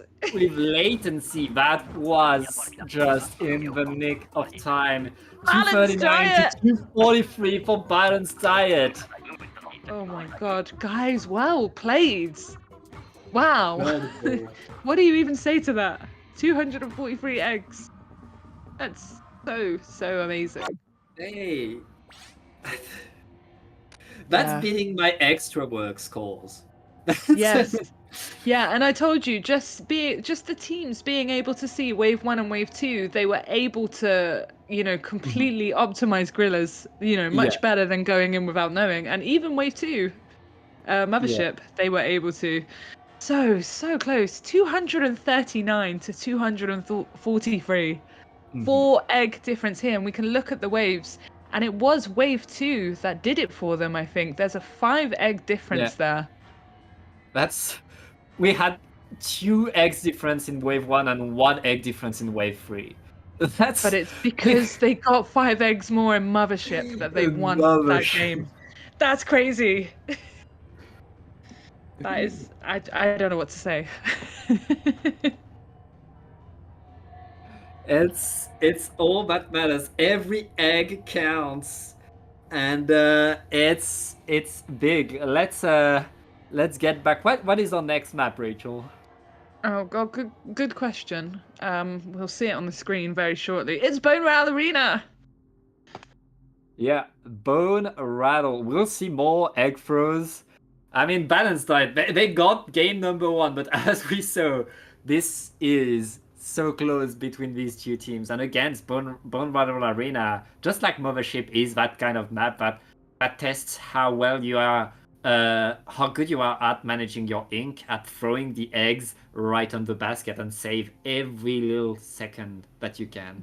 Yeah, and it's also, your position in regards to how you're going to lure things, if you're going to lure things, if you're going to go down and kill things quicker so you can throw eggs as a team. Or, yeah, it's Bone Rattle can be quite tricky in a lot of ways. These guys will not make it look tricky. These guys will make it look so easy. Yeah, it's hazard level max, doesn't matter to them. And ooh, we see a blobber to start and a stamper again. So we've got a lot of DPS here. This rotation, Pencil, Blobber, Clash Blaster, and Stamper. And again, we see another Grillas wave. We're seeing Grillas straight away, High Tide Grillas again. Very, Yeah. very important that these teams kill these Grillas as quick as possible and are able to get these eggs off the bottom onto the top. Ooh. Unfortunate death for Balanced Diet there. That was really unfortunate timing for them.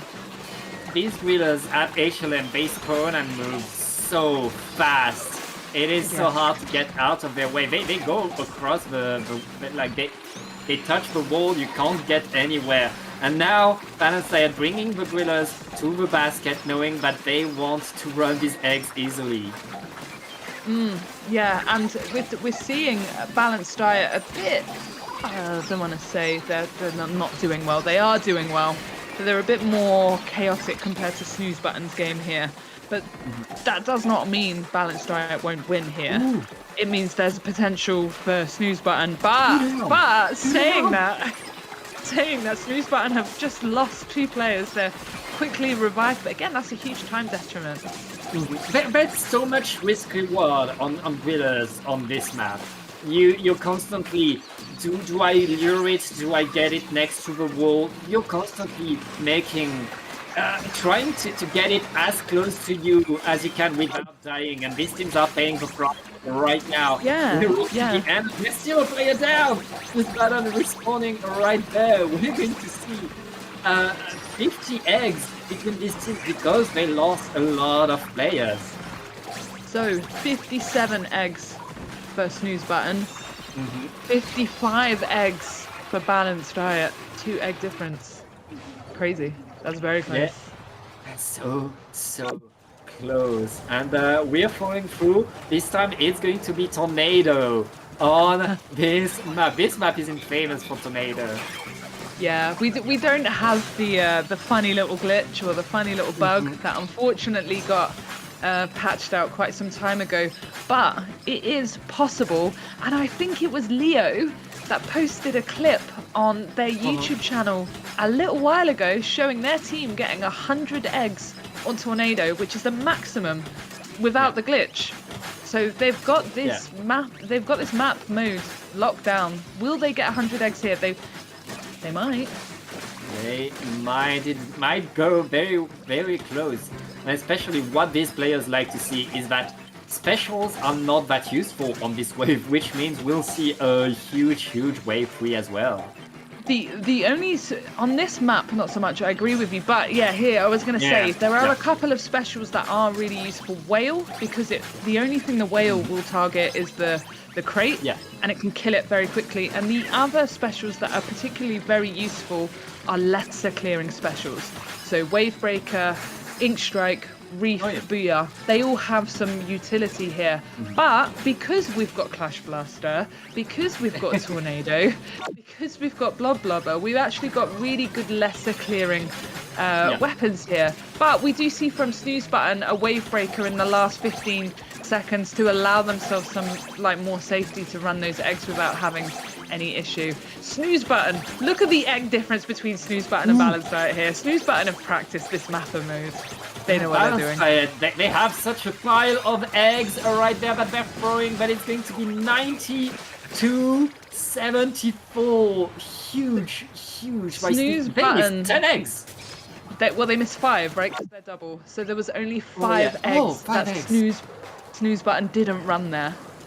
You know, they almost capped out. That's how much they have practiced this map mode, and you can just see it there, how efficient their lesser clearing was, where they were moving to avoid having to spend the time to clear lessers as well is also something to factor in on this map. You know, very smooth, and well done to Snooze Button there. Yeah, Snooze Button so close to perfection right there. That's buying them a huge lead going into wave number 3. As long as they don't make a mistake, they will take this game. That is a huge lead for them there in wave 2. Balanced Diet have to do really well for this wave 3 to stand a chance at taking the point from them. Nice special use there. Killer Whale is a bit of an inconsistent special, but when it does work, it works really well at taking away spawns that you can't quite get to. Interesting strat just used there by the Clash Blaster and Balanced Diet. They sat themselves in the ink rail so that the Flipper Flopper would target someone else. So it allows the person with the Clash Blaster to run back for those statics, knowing that the Flipper Flopper won't be aggroed to them and, you know, stalled at a place far away. They ensured that Flopper went to basket. You know, it's quite hard to talk about all the little optimizations these teams are doing because it goes so quick and we've only got 100 seconds per wave. But these players are making such good optimizations in all of their waves to ensure that the egg count is increased. Yeah. And right now, it's Balanced Diet that's ahead in score, and they still have a lot of egg next to the basket. As long as they're able to get rid of that eel, they should make a huge score right there. But there's another eel! Those eels by basket blocking them from hitting the 80 score. But Balanced Diet take wave 3. What is the final score here? 212 for Snooze Button to 202. That Tornado took it. Tornado was just too big. Snooze Button optimizing that Tornado like it's nothing, being so close to perfection, buying them the shift. There's the scores.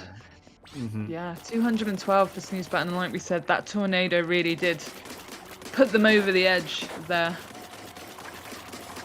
Yeah, that is point for Snooze Button, but Balanced Diet, in that wave 3, they were on fire. They had 10 more eggs than Snooze Button, and honestly, getting 10 more eggs on a day wave is pretty incredible for these two teams.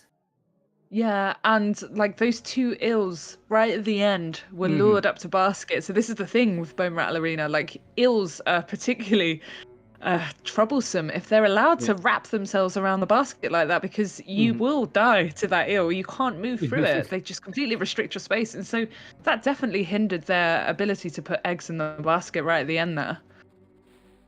Yeah. Well, Talking we about are eggs, moving on. it is So, 1-1. yeah, 1-1. We get to see more salmon running, Rachel. Yes, we do. We get to see the next game, which is going to be on Salmonid Smokeyards. Mhm. Am I correct? Yeah, it was Salmonid Yes, it Smokeyards. is. Yeah, and it's we've seen it already. We've seen it for some really good night waves. Hopefully, we'll see some day waves here, so we can show what the map is like when it's just on regular waves. But we'll see. We'll see. I think we might see some day wave, yes. And yeah, on this map, it's again HLM. We'll see how these teams are able to do. And I think it's set weapons. We got set weapons. What weapons do we have here? Oh, we have the Ooh. paintbrush, the 52, the Dreadringer, and the Swiffer. This objectively quite a powerful comp here. Yeah. Dreadwinger is one of the few weapons that I think should be buffed for Salmon Run because it does everything so well. Dreadringer, I thought was bugged when they first released it because of how powerful it was. I was like, there's no way that's allowed, but no, that's the weapon. The only thing that you might struggle with is ink consumption because it is punishing to players that don't manage it well, but God, it's such a powerful weapon. And in a comp like this that is supported by paint and AoE and piercing, it will do very well. Yeah, we'll see high X calls right there, starting on normal side. And yeah, the paintbrush can splat these fish sticks with ease without climbing it. And we already have the ground covered in eggs and everybody running them. Yes, we don't have the best snatchers for this team. If the bosses were spawning from the right side, the snatchers would be helpful, but it looks like most of the bosses are spawning on the left side and the snatchers are left-sided, so it really means they have to focus on running those eggs before the snatchers take them away. Yeah. Right now, but on getting rid of these stingers, they know they don't want these stingers while they run their eggs, especially since there was one on each side. Primatis falling down right there, trying to go for the stingers. That's going to force a Booyah Bomb for Snooze Button, who now are kind of scrambling to get the last egg in. Yeah, and a bit of a struggle there at the end because of that stinger not being defeated because one player went down. Makes it a bit more risky. It looks like Balanced Diet are going to take wave 1 here with 70 eggs to 63. Both really well played. That's a 7 eggs difference, and normally I'd say that's not much, but honestly between these teams, that's huge. It is huge. It's a big difference for these teams. What have we got here? High Tide. High Tide is bit of a struggle on this map if you don't kill things quickly. Again, I think we spoke about this with spawning grounds. The High Tides variant of this map is so small that you have to be aggressive with your boss management. But if you're too aggressive, your eggs are killed. Your eggs are too far away from where you want them. We'll see what decisions these teams make. They seem to have stunned both these lids at the side, and now they're going for them here. And one thing that decides High Tide on this map a lot is often your ability to move between the two islands. Because people don't realize it. Most people, when they play this game for the first time, only use the moving platforms by going on the platform, shooting the propeller, and then going forward with the platform. There are a million different ways to jump between these two islands using these platforms. And you always have to use the optimal one if you want to be good and have a good score right there. And Balanced Diet showing the Balanced Diet showing how stressful this map can be here. One player going down, the other player being targeted. The paintbrush is an exceptionally good weapon in Salmon Run, but you are slow and you are liable to run out of ink, so it's really important to not leave yourself in a position where you can be damaged like that. But this Balanced Diet playing exceptionally well this wave, even with that one death here, and it looks like they're taking the lead here with 10 eggs more, 12 eggs more than Snooze Button. Balanced Diet absolutely on fire right now. It's going to be rough on Snooze Button, going on to low tide. Yes, yeah. Just to point out, this is at hazard level max, and the total amount of eggs that these teams can get for wave 1 is 90, for wave 2 is 96, and for wave 3 here it's 105. So those are the maximum because there's no night waves here. Oh god, Snooze button taking an unfortunate death right at the beginning there. So ultimately, this is what these teams are aiming for. They're aiming for as many eggs as possible here with the regular day waves, and being able to optimize all those eggs, being able to get eggs from those fast static bosses is something that always takes more practice and is very hard to optimize. But again, these teams will make it look quite easy. Yeah, they're simply dancing around. Balanced Diet getting 2 down. Rachel, Wow. Snooze button, who were behind, now have the opportunity to come back if they capitalize off of Balanced Diet being in difficulty right now. Yeah, Balanced Diet taking 2 unfortunate deaths there. It does happen. It's the thing and the fun with Salmon Run is that it can just go from bad to worse so quickly. Yeah. 1 death is all you need for the aggro to change, the bosses to focus on someone else. And if you're caught off guard by that, then yeah, you can really struggle getting back on your feet here. And you can see the egg difference between Balanced Diet and Snooze Button here as we're climbing down the last 15 seconds. Snooze Button are 20 eggs in front currently, which is absolutely insane. This may put them in the lead. This may make them win.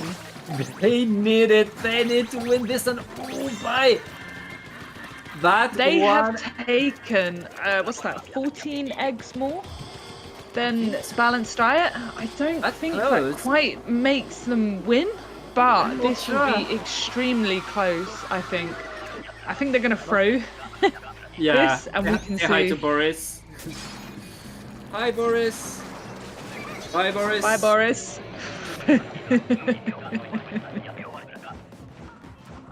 Is that 201 eggs? Yeah, to 2-1 for Snooze Button and 206. 206.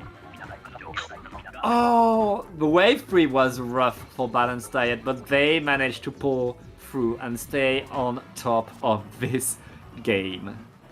Balanced Diet had a really rough wave 3 there, and they almost lost that entire game because of it. This is how close these two teams are in terms of their scores. 1 bad wave is enough for you to only win by 5 eggs, when for the first 2 waves, Balanced Diet were up and away, doing, having much more. Like you can see here, wave 1, 63 to 70, wave 2, 65 to 77. Balanced Diet had a huge lead, and then wave 3, they almost threw it away. Almost, but not enough. And these teams reminding us that every wave matters, that every egg counts. And we are now 2-1 for Balanced Diet. Yes, we are close. We're gonna see plenty of games. But the next game is on Sockeye Station. Yeah, Sockeye Station. One of these rough map where each map has a different dynamic, and this map, what really throws people off quite often is the huge hill that you have in the middle of the map that keeps you from seeing most of the map while you play. Yes, yeah, being able to navigate that huge spiral in the middle. I guess Sockeye suffers with the same problem that Marina's Bay suffers with, in that the basket is at the back of the map. It's not centralized like other maps. And so if you utilize the spiral too much, you end up stalling all the bosses on the beach and they don't move forward. But if you ignore the spiral, you ignore the statics. You can't see the statics. So you kind of have to take positions on the spiral to be able to see the map because it's blocked. It's tricky, especially normal tide at hazard level max. Yeah, it's really the map where you hope a big shot is going to spawn on the beach so that you can run the eggs more easily. Yes, I agree with you, but we're not going to see any big shots here because big shots don't spawn on high tide and they don't spawn for night waves. Yep, it's going to go, and that's a very nice comp to start, especially for Goldie Seeking. We have a lot of DPS, Rachel. Yes, we have the Swiffer and the Ballpoint, which are two I want to say S tier weapons in Salmon Yeah. Run for various different reasons, but they're both so well. And the NZAP and the Junior here, just as bog standard painters with lots of turf and lots of bombs, are able to support their DPS so well. We're going to see some high scores. Yeah, especially on this map, finding the Goldie faster is going to allow him to get many more eggs, and it's not stopping. The second the Goldie is platted, they start opening the gushers. Here comes the Goldie again. I mean, there's eggs everywhere, but we're still firing the weapons. One of the main things that you would have seen all these teams do, all 4 teams do, is that they will kill and kill and kill. Let the snatchers do some of the hard work, as you can just see Snooze button there. Perfect. But also not running some of these eggs until very late in the game, because it's more important for day waves rather than night waves that you want to create as many eggs as possible. You don't want to run close eggs until the last 10 seconds when you have the time. Snooze button are playing this very well. Yeah, it's not stopping. One extra Goldie appearing right next to the basket was huge right there. Snooze button using the reef slider simply to clear out the fish and run more eggs right there. In the end, they're ahead by 10 eggs. Wow, nice job. Nice job, Snooze button. I mean, we watched Snooze button the entire way, but very smooth, very calculated. They knew exactly what they were doing. Unsure why Balanced Diet were 10 eggs behind. Maybe they didn't use specials. Well, I didn't quite see. Yeah, it's a small thing. You want to optimize, and I think Balanced Diet were able, Snooze button were able to simply open more. Yeah, having that Swiffer open in gushers extremely quickly. As soon as the Goldie is dead, new Goldie found. And high tide for Sockeye Station. There's only 1, 2, 3, 4 shoots, if I'm correct. So you can't go wrong. You know, it's a 1 in 4 chance you're going to get it right in the first time. So. Yep. So many fish are spawning right there. It's really very much a DPS check. You have to constantly fire your weapon, make sure that you're constantly shooting at a fish, because otherwise you're getting overrun so fast. Yes. Sockeye, there's issues we have with Sockeye normal tide, but Sockeye high tide can be so rewarding because it's a small map, but there's lots of places to stand, lots of places to paint. And the bosses, the way they come in, you're able to get some insanely high scores here when played well, when the snatchers are optimized very well here. And we've got not the best snatchers here because they're spawning the far left, so they won't be able to help with those far left spawns. But we should see some high scoring here, regardless of the 4 snatchers.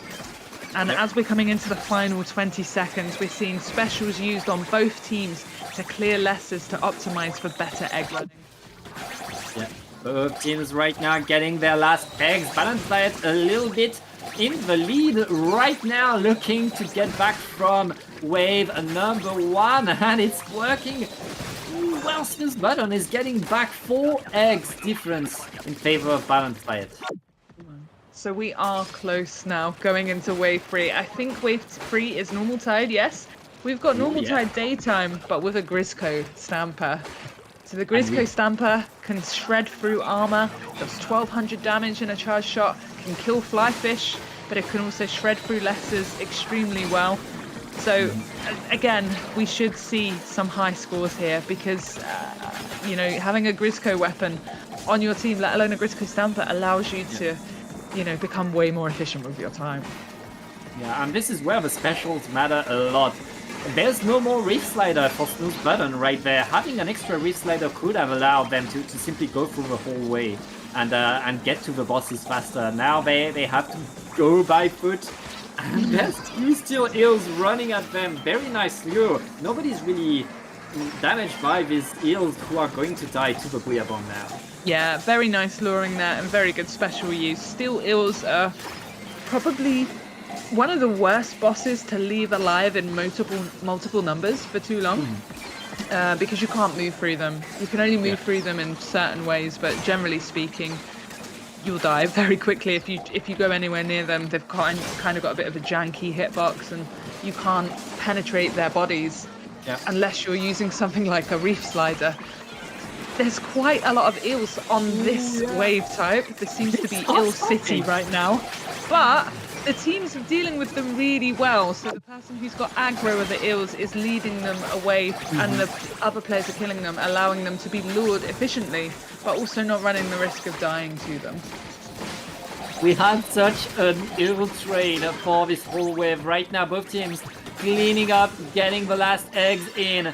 And Snooze button is going to be on top. Oh, they lost a player. They lost a player right as the last egg went in. I don't think we're going to count that as a DC because that's it was not a right at DC. the end. Yeah. But they still take the game, I think. 213 eggs. Mhm. 213 eggs to 206. 7 eggs. 7 egg difference. Not like it's so close realistically when you think about it. 7 eggs is nothing. I think it was wave 1 that decided that there, wasn't it? Yeah, a lot in that wave 1 happened. Well, Snooze button had an issue with their lobby, it seems. They'll be right back. And so we'll have a little bit of wait time. If we can get back to the map list. Oh yeah, they have to download the new room codes anyways. I think they will have this one. They will have Sockeye because it's best of 7. But yes, they will need to download the the following one. That was Sockeye. We just saw Sockeye. Yes. Oh no, we just played Sockeye. Yeah, you're right. Snooze button took it. It's 2-2. Yeah, sorry. That DC and the lag in the last game threw me off. It made my brain lag. Yeah, so 2-2. Yeah, 2-2 right now. Snooze button getting back. These two teams are staying neck and neck. And now we're going on to Jamin Squid Salmon Junction. I don't know why I say squid instead of salmon. I call it JSJ usually. Everyone calls it JSJ because who's got the time to say Jamin Salmon Junction every single time? Nobody's got the time to say that. We just say JSJ. And we've spoken about this before. JSJ, one of the best maps in the game because of the layout. It works so well for overfishing, especially high tide. The basket is at the back of the map, but it's central to the back of the map. And if you've got snatchers in the right position and you've got nice spawns all coming to basket, you get some nice big scores. Yeah, nice big scores indeed. And also, as we saw previously, if you get rush, if you get these night waves, it can be very risky, both for rush and for grillers, and it can get you a lot of eggs for all of these night waves. Oh yeah, we had rush, didn't we?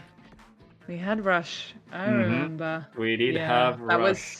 That was a bit of a shock to both teams, but I don't think we're gonna see. I don't think we're gonna see rush again. Hopefully not. Yeah. I guess we are ready, and we'll send them the countdown now. Yes. Again, these teams. I mean, we are 2-2. Oh, this could go to a game 7, Rachel. Yeah, it could go to a game 7. I'm excited for the potential to go to game 7. I want it to go to game 7. Same. I want to see more. It's been such back and forth between these two teams. I want to see all the much how much they can optimize, and yeah, there's so much that can be done. And again, these teams, every game that they play is better than my best games. So every single game is better than what you just do on a casual day. To be honest, when we watched those two games where they both teams got over 250, I was sitting there thinking 250 is my personal best, and these teams just did it.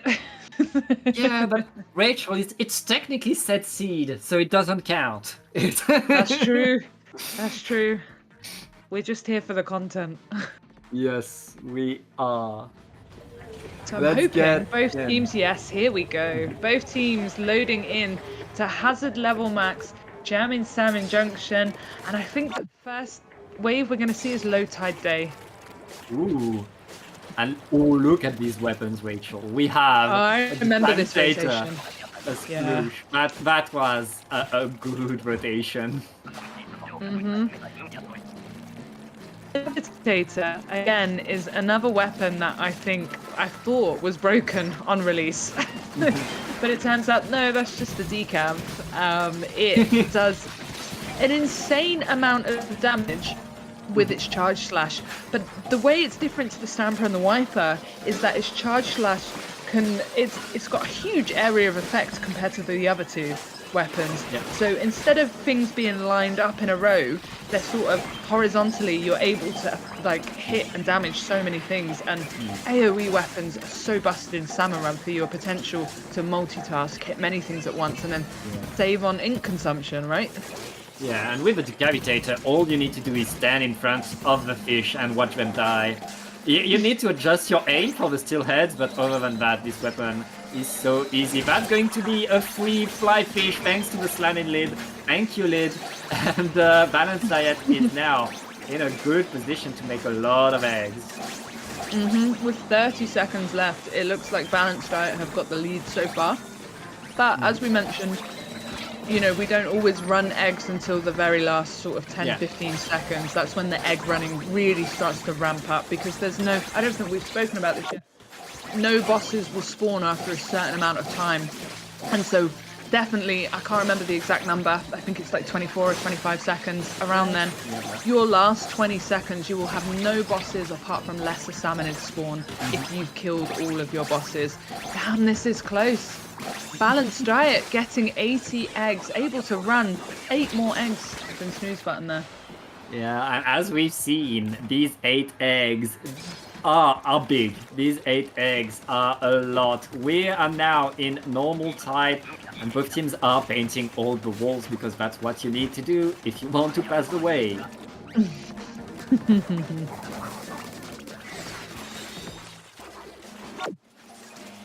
Normal tide, Jammin' Salmon Junction is, when you see teams like these two teams playing them, you'll see how efficiently they lure bosses to the basket. Just like that, they were able to lure a Drizzler to the basket by standing far enough back. Yeah. Drizzlers have quite a huge area that they'll get aggroed to a person, so if you're within that area, you'll stop that Drizzler moving forward. And that's for any player, so having all 4 players instinctively know to back off, it's, you know, you won't find that in freelance. Hey, these players know how to play in freelance as well. If you have any doubt, they're just good at the game. That's why they like to play with each other. Balanced Diet have had a couple of deaths here. Have you seen that? Oh yeah. That could give your Snooze Button the opportunity to get back into score, get back in there, and with a few good fish right there. Very nice inkjet right on time for the 2 stingers. Ooh, well, the miscoordination of the specials, I guess. I was just about to say that. It looks like they doubled up on specials there for the same thing, which is a shame because that's sort of lost efficiency that one of those specials could be used for later. But still, they're doing really well, all things considered. And, you know, final 10 seconds here, we're seeing the egg running ramp up. We're seeing Snooze Button break 70 eggs. Balanced Diet breaking 70 eggs and only a 1 egg difference. That's insane. Balanced Diet, despite losing a player in that way, they're able to keep the lead. Balanced Diet are showing us fire today. Now we get a tornado. We know how, I mean, it's Snooze Button that is to be feared on here. Oh wow, we've got another tornado. Yeah. Interesting. Tornado on Jammin' Salmon Junction is quite good as well. I would say, yeah, I would say Jammin' Salmon Junction and Bone Rattle with the 2 best tornado maps, and maybe Marina's Bay as well. Actually, unironically, they're the 2 maps that you're able to get scores close to 100 due to the map layout and where the crates spawn as well. Oh, actually, Smokeyard is quite good for it as well. So I think this will be quite close, but we've seen Snooze Button win a tornado wave already. The potential for them to win another, we'll see. We'll see, especially since every egg counts double. Each optimization will get you 2 extra points right there. Balanced Diet getting the eggs in the basket. And one thing to note is that the last tornado that we saw was on wave number 1. This time it's on wave 3. There's a lot of specials left that can be used to bring more damage to get rid of all the lessons. Yeah, and like the teams will definitely use their specials a lot more liberally now that it's wave 3. I mean, they have the sploosh here, Yeah. which is, and the decav, which are both extremely powerful, lesser clearing weapons, but specials are more quicker, so they'll definitely use both, all of their specials. Alright, we're near the end. Snooze button have a lot of eggs ready to be run, but a bit behind. Okay, they're climbing the score pretty fast now. We see every egg getting in. Both teams are neck and neck in this final wave. Snooze button, Balanced Diet. So close, but Balanced Diet 6 more points. That's 3 more eggs, and they're going to be ahead for this game. Wow, they're just so close. I just love watching like these two teams play play Tornado so well. Yeah, it's really on these games where it's only about simply running the eggs that you see them using perfectly all their movement, all their ink management, all the while keeping track of every fish, making sure that they are not a danger and running every single egg. 231 for Balanced Diet. Meanwhile, Snooze button with 218. Oh. Balanced Diet take this game. I can't remember what the final score is right now. I think we're at 3-2 for Balanced Diet now. Oh really? Oh, so Yeah. this could be a tournament winning game for Balanced Diet if they take the next game. Yeah, Balanced Diet could be your Snatch and Run champions very soon. It's going to be decided first by Spawning Grounds. Snooze button needing to win there. Spawning Grounds being a decider for a tournament is well, we'll see. We'll see what we'll see what night waves we get for this one, if there is any. Yeah. So it was it's going to be very rough right there. Spawning Grounds, again, as we said, it's a rough map, it's a complex map that punishes you, and we've seen teams kind of struggle to get control over the statics that spawn all around the map, and the Snatchers decide where they want to go, deciding which part of the map you will ignore for that whole wave. Yes. Yeah, and it's just going to be so much more important now in the final game. Snooze button really need to win this game. They really need to not let Balanced Diet take the win here. Come on, give us a game 7, Snooze button. Yeah, please. we want that. We're not cheering for anyone. We're impartial. We just want more Salmon Run. That's what we're big fans of. Yes, we do. And we get more Dreadwinger action, this time with a shot and a squeezer with a pencil to round it up. I love this comp. I mean, I'm not a big fan of the squeezer, but the pencil dread and splatter shot are all excellent weapons, and I think they all complement each other so well. One's a charger with range, one's an AoE slusher that can, damage things so well, and obviously your splatter shot, I think, is the best shooter. Your bog standard shooter that does everything. Yeah. The squeezer is just there for fun. It's just you just need a fourth player. But the squeezer's hold in PvP is not the same in Salmon Run. Yeah, it's kind of rough to use, honestly. You really need to use its double modes to its best potential if you want to make this weapon any good. Right now, Snooze button doing exactly that already. Getting past quota, we're not halfway through the game, Rachel. No. And what's interesting here is we're not at hazard level max here. We're at 270-ish%, if I remember correctly.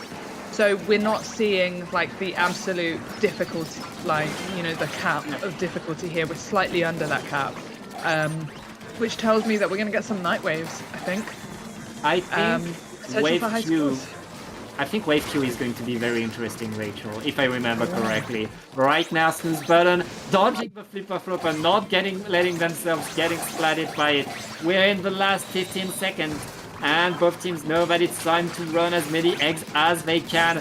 Past the 50 points mark for both teams, and Snooze Button a bit ahead right there, but they're also ahead on the clock. That's going to be 66 for them. Meanwhile, Balanced Diet getting back to the 60 mark, 63, Rachel. Balanced Diet. I thought they were going to get less than that. I'm actually impressed they got 63 there. I didn't see where the eggs were coming from. So Snooze Button are only 3 eggs up at the minute, which we know is not a lot. And this wave 3, wave 2. Oh, it's fog. It's low tide fog. Yeah, this is going to be very good. So this is the lowest difficulty in all the seeds that we've scouted for this tournament. This is the lowest difficulty that made it through, because low tide fog is such a rare and interesting map to have. Oh, and there's big shots coming right away. Oh my god. Chaos. Wow. So they've given you a nice code in terms of egg collection, but wow, they start off the wave with, is that 3 big shots spawning immediately, or was it 2? I think it's few. That's you know, we're not letting these players off easy. We've got to make it difficult. You know, we've got to make them work for those big eggs. Yep. I do know the maximum number of eggs possible in this seed for this wave. Give me a minute. Is 106. And so the goldies, they're random, but in a set seed like this one, they will always produce the same amount. Yeah. So they'll always be, like, the way in which they spawn, they'll either have 1, 5, or 10, and it will be exactly the same for both teams. There's no RNG anymore. There used to be, but it got patched out, and so all the goldies will now have the same amount of eggs. So that ensures another level of fairness here. And Fog is always decided by your ability to kill the goldies as close to the basket as you can. That's exactly what we're seeing right now from both teams. Just a pile of egg right there. You need to run in Balanced Diet. Go in as fast as you can. Snooze Button is so much ahead. Wait, how much you say the max was? How much you say the max was? 106. Snooze Button only missed 9 eggs there. Yeah. That's crazy. That's insane. What a fog. I think we're definitely seeing a game 7, which is amazing. Snooze Button played excellently there. They didn't seem to struggle with any of the spawns there, where I saw Balanced Diet were having a bit of issues with those big shots there. I don't think they were too quick to kill them, and they paid for it later on in the wave. Snooze Button had a lot more safety there. So we just need Snooze Button to hold their composure here and get a high score. Yeah, and especially it was Snooze Button running the eggs much earlier than Balanced Diet did. Balanced Diet had all the eggs on the ground at the end, but they were not able to run them. They were a bit too far away from basket, which allowed Snooze Button to pull through. But right now we're in the chaos of high tide on this map. If things spawn onto the grates, you can be in trouble incredibly fast. Yes, Snooze Button sitting comfortably with a big lead, but Balanced Diet could still take it. If things go wrong for Snooze Button, it can all fall apart, and so we're watching sort of there's 3 fly fish on the map, one in the dreaded hell position on the far grates with stingers. This code is not easy. Snooze Button taking an unfortunate death here. This is the risk with high tide on this map. You know, one slap from a chum and you're off the map into the water, and that wastes 5 to 10 seconds. And last 20 seconds here. One death on the Dreadwinger means so much less damage right now. Snooze Button needs to get back in there. Balanced Diet is a bit ahead in terms of eggs. Both teams running as much as they can. We are so close again, Rachel. It looks like Balanced Diet have just edged. Well, I say just edged. That's 6 eggs, but I don't think it's enough. I don't think it's enough. Yeah, we believe that Snooze Button got in wave number 2. I'm not sure right now. That's 238 against 231. We are getting a game 7. That is so close. Do you see the way that Balanced Diet was so close on Snooze Button's tail there? They were able to win wave 3, but it was just that wave 2 that was done so much better for Snooze Button, that kept them in the lead and gave them a comfortable amount of egg sort of distance that allowed them to make a few mistakes, which they did. And you know, Balanced Diet unable to capitalize that to get as many eggs as possible. But yes, we are seeing game 7 in the final. Snooze button free, balanced diet free. This will be the deciding game. Very exciting.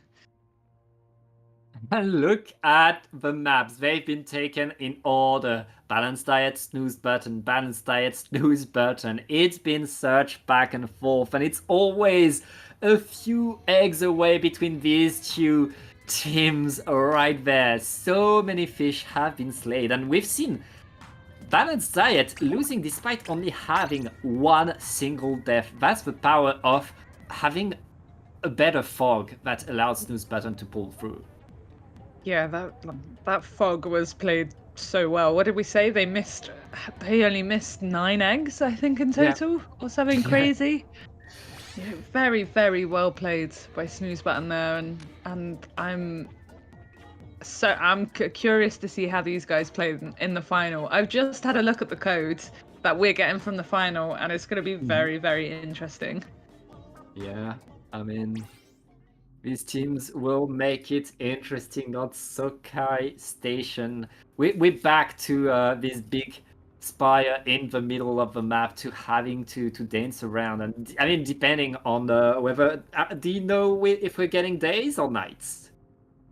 Just we are getting both. Oh, I think. I can't remember. We are getting. I can't remember. I think we are. I don't know actually. So. Well, we're about to find out. No, there we go. I've got it here. We'll see. Well, I won't ruin the surprise. I've just read it. Okay. I won't ruin the surprise, but it's going to be very interesting. I like this as a final game for both of these two incredibly talented and well-performing team. They've both played so well throughout this tournament, able to take the first round, going into the final with really strong scores. Regardless of what happens here, this is crazy.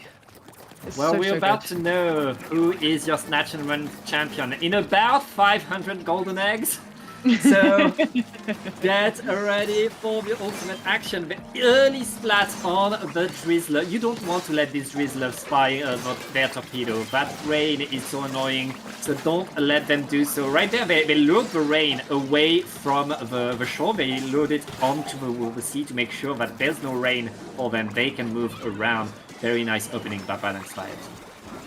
Yeah, little optimizations like that you don't often see, but being able to force the Drizzler to shoot its torpedo elsewhere, just to remove the risk of having your ink and your turf taken away. It's one less thing to worry about, if none of you guys are able to shoot it down. This is a very interesting comp. We've seen here, we've got an ink brush. We've got a lot of ink brush haters, I know.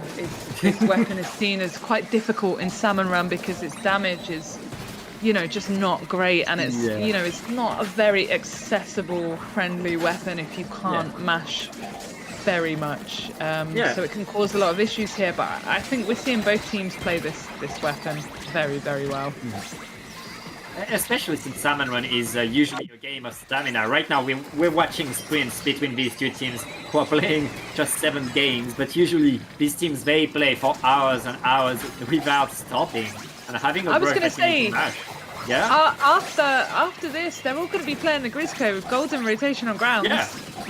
You can make sure of that. Gosh, look at the difference in egg count here. I was not expecting this.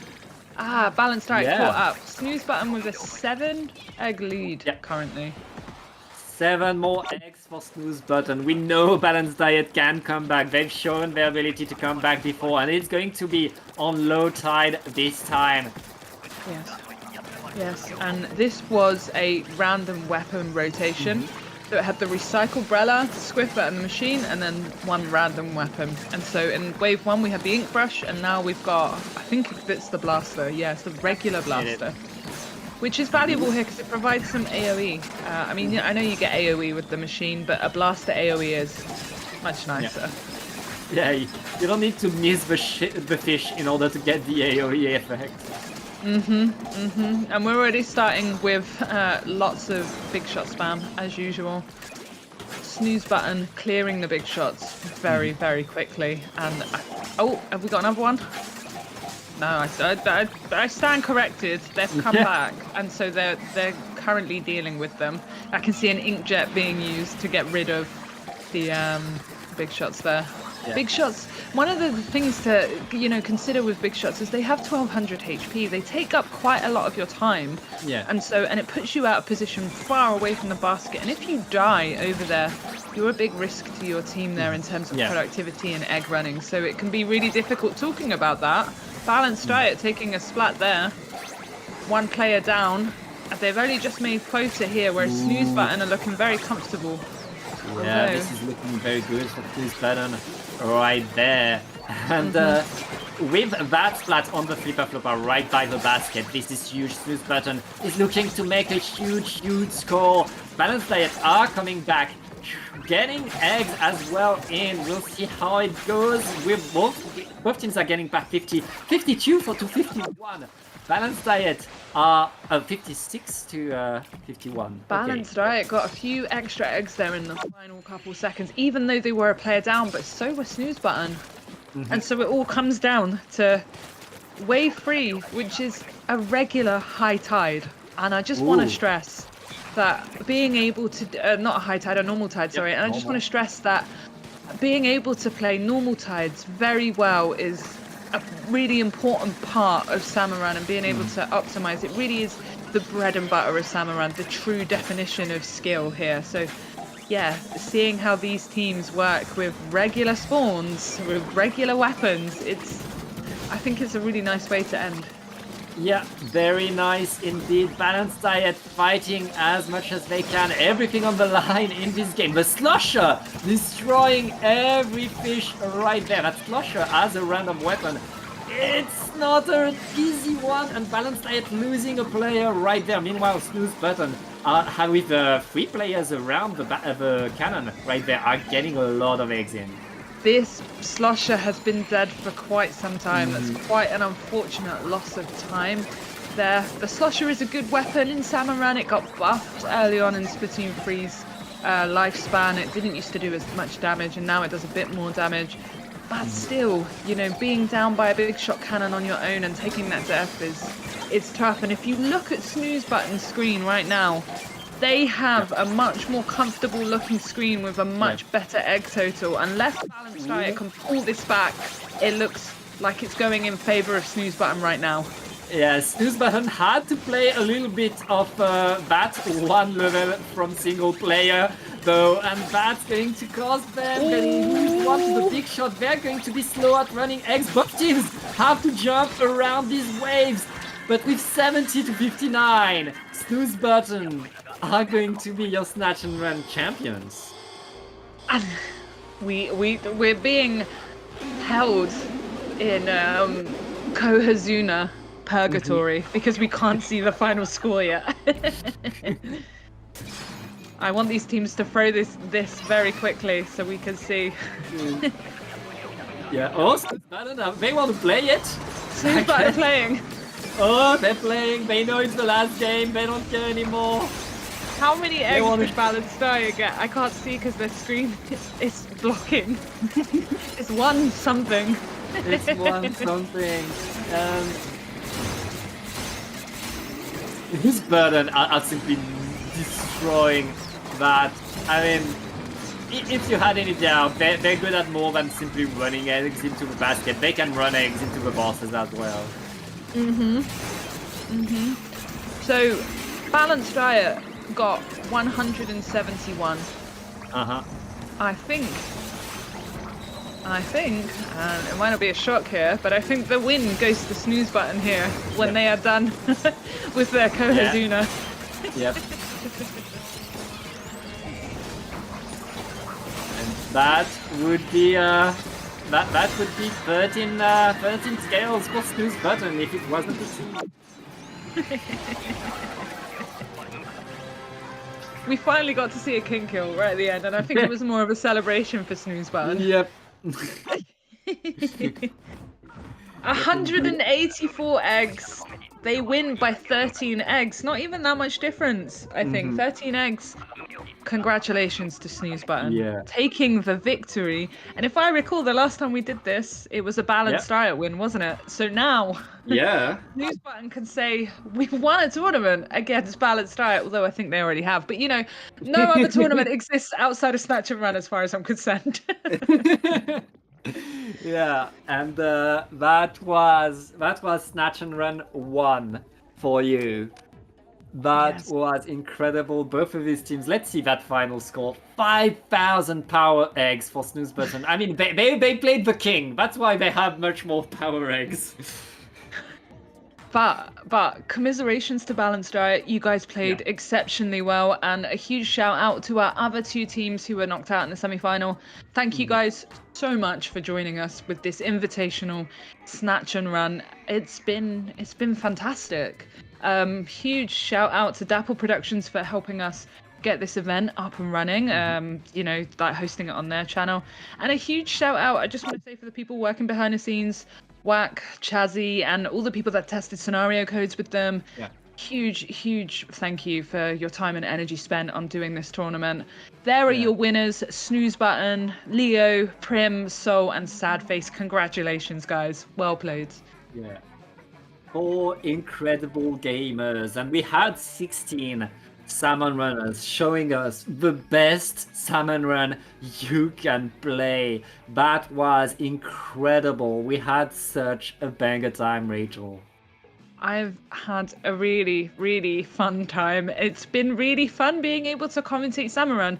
I haven't been able to explain as much as I would like because the games go so quick, but come back for Snatch and Run 2 eventually, and maybe we'll talk about more. Yeah, and Rachel, if I want to learn more about Salmon Run, I don't know. Plug yourself. Where can I get good tips and tricks for every weapon and maps, Rachel? Salmonrun.inc. Yeah, but there's also one YouTube channel that you should plug right now. You should also join the Overfishing server. You should also check out iWillPad, don't worry. You should also check out salmonrun.inc. You should also check out all the other players that have played today. I don't have enough time to shout them out, but a lot of them are on Twitter, Blue Sky, YouTube, and Twitch. A lot of them stream, and a lot of them post content. So if you want to see high scores, strats, do that. If you're more inclined to listen to me yap about freelance, then check out my channel at Richelski. But this isn't about me. This is about the players in this tournament. So please show them all the love. Subscribe to their YouTube channel. Follow them on Twitch and follow them on social media. Yeah, they were incredible, and we've had a wonderful invitational to show you today. That was a Salmon Run invitational. We are now going to raid our cousins at IPL who are doing a PvP invitational.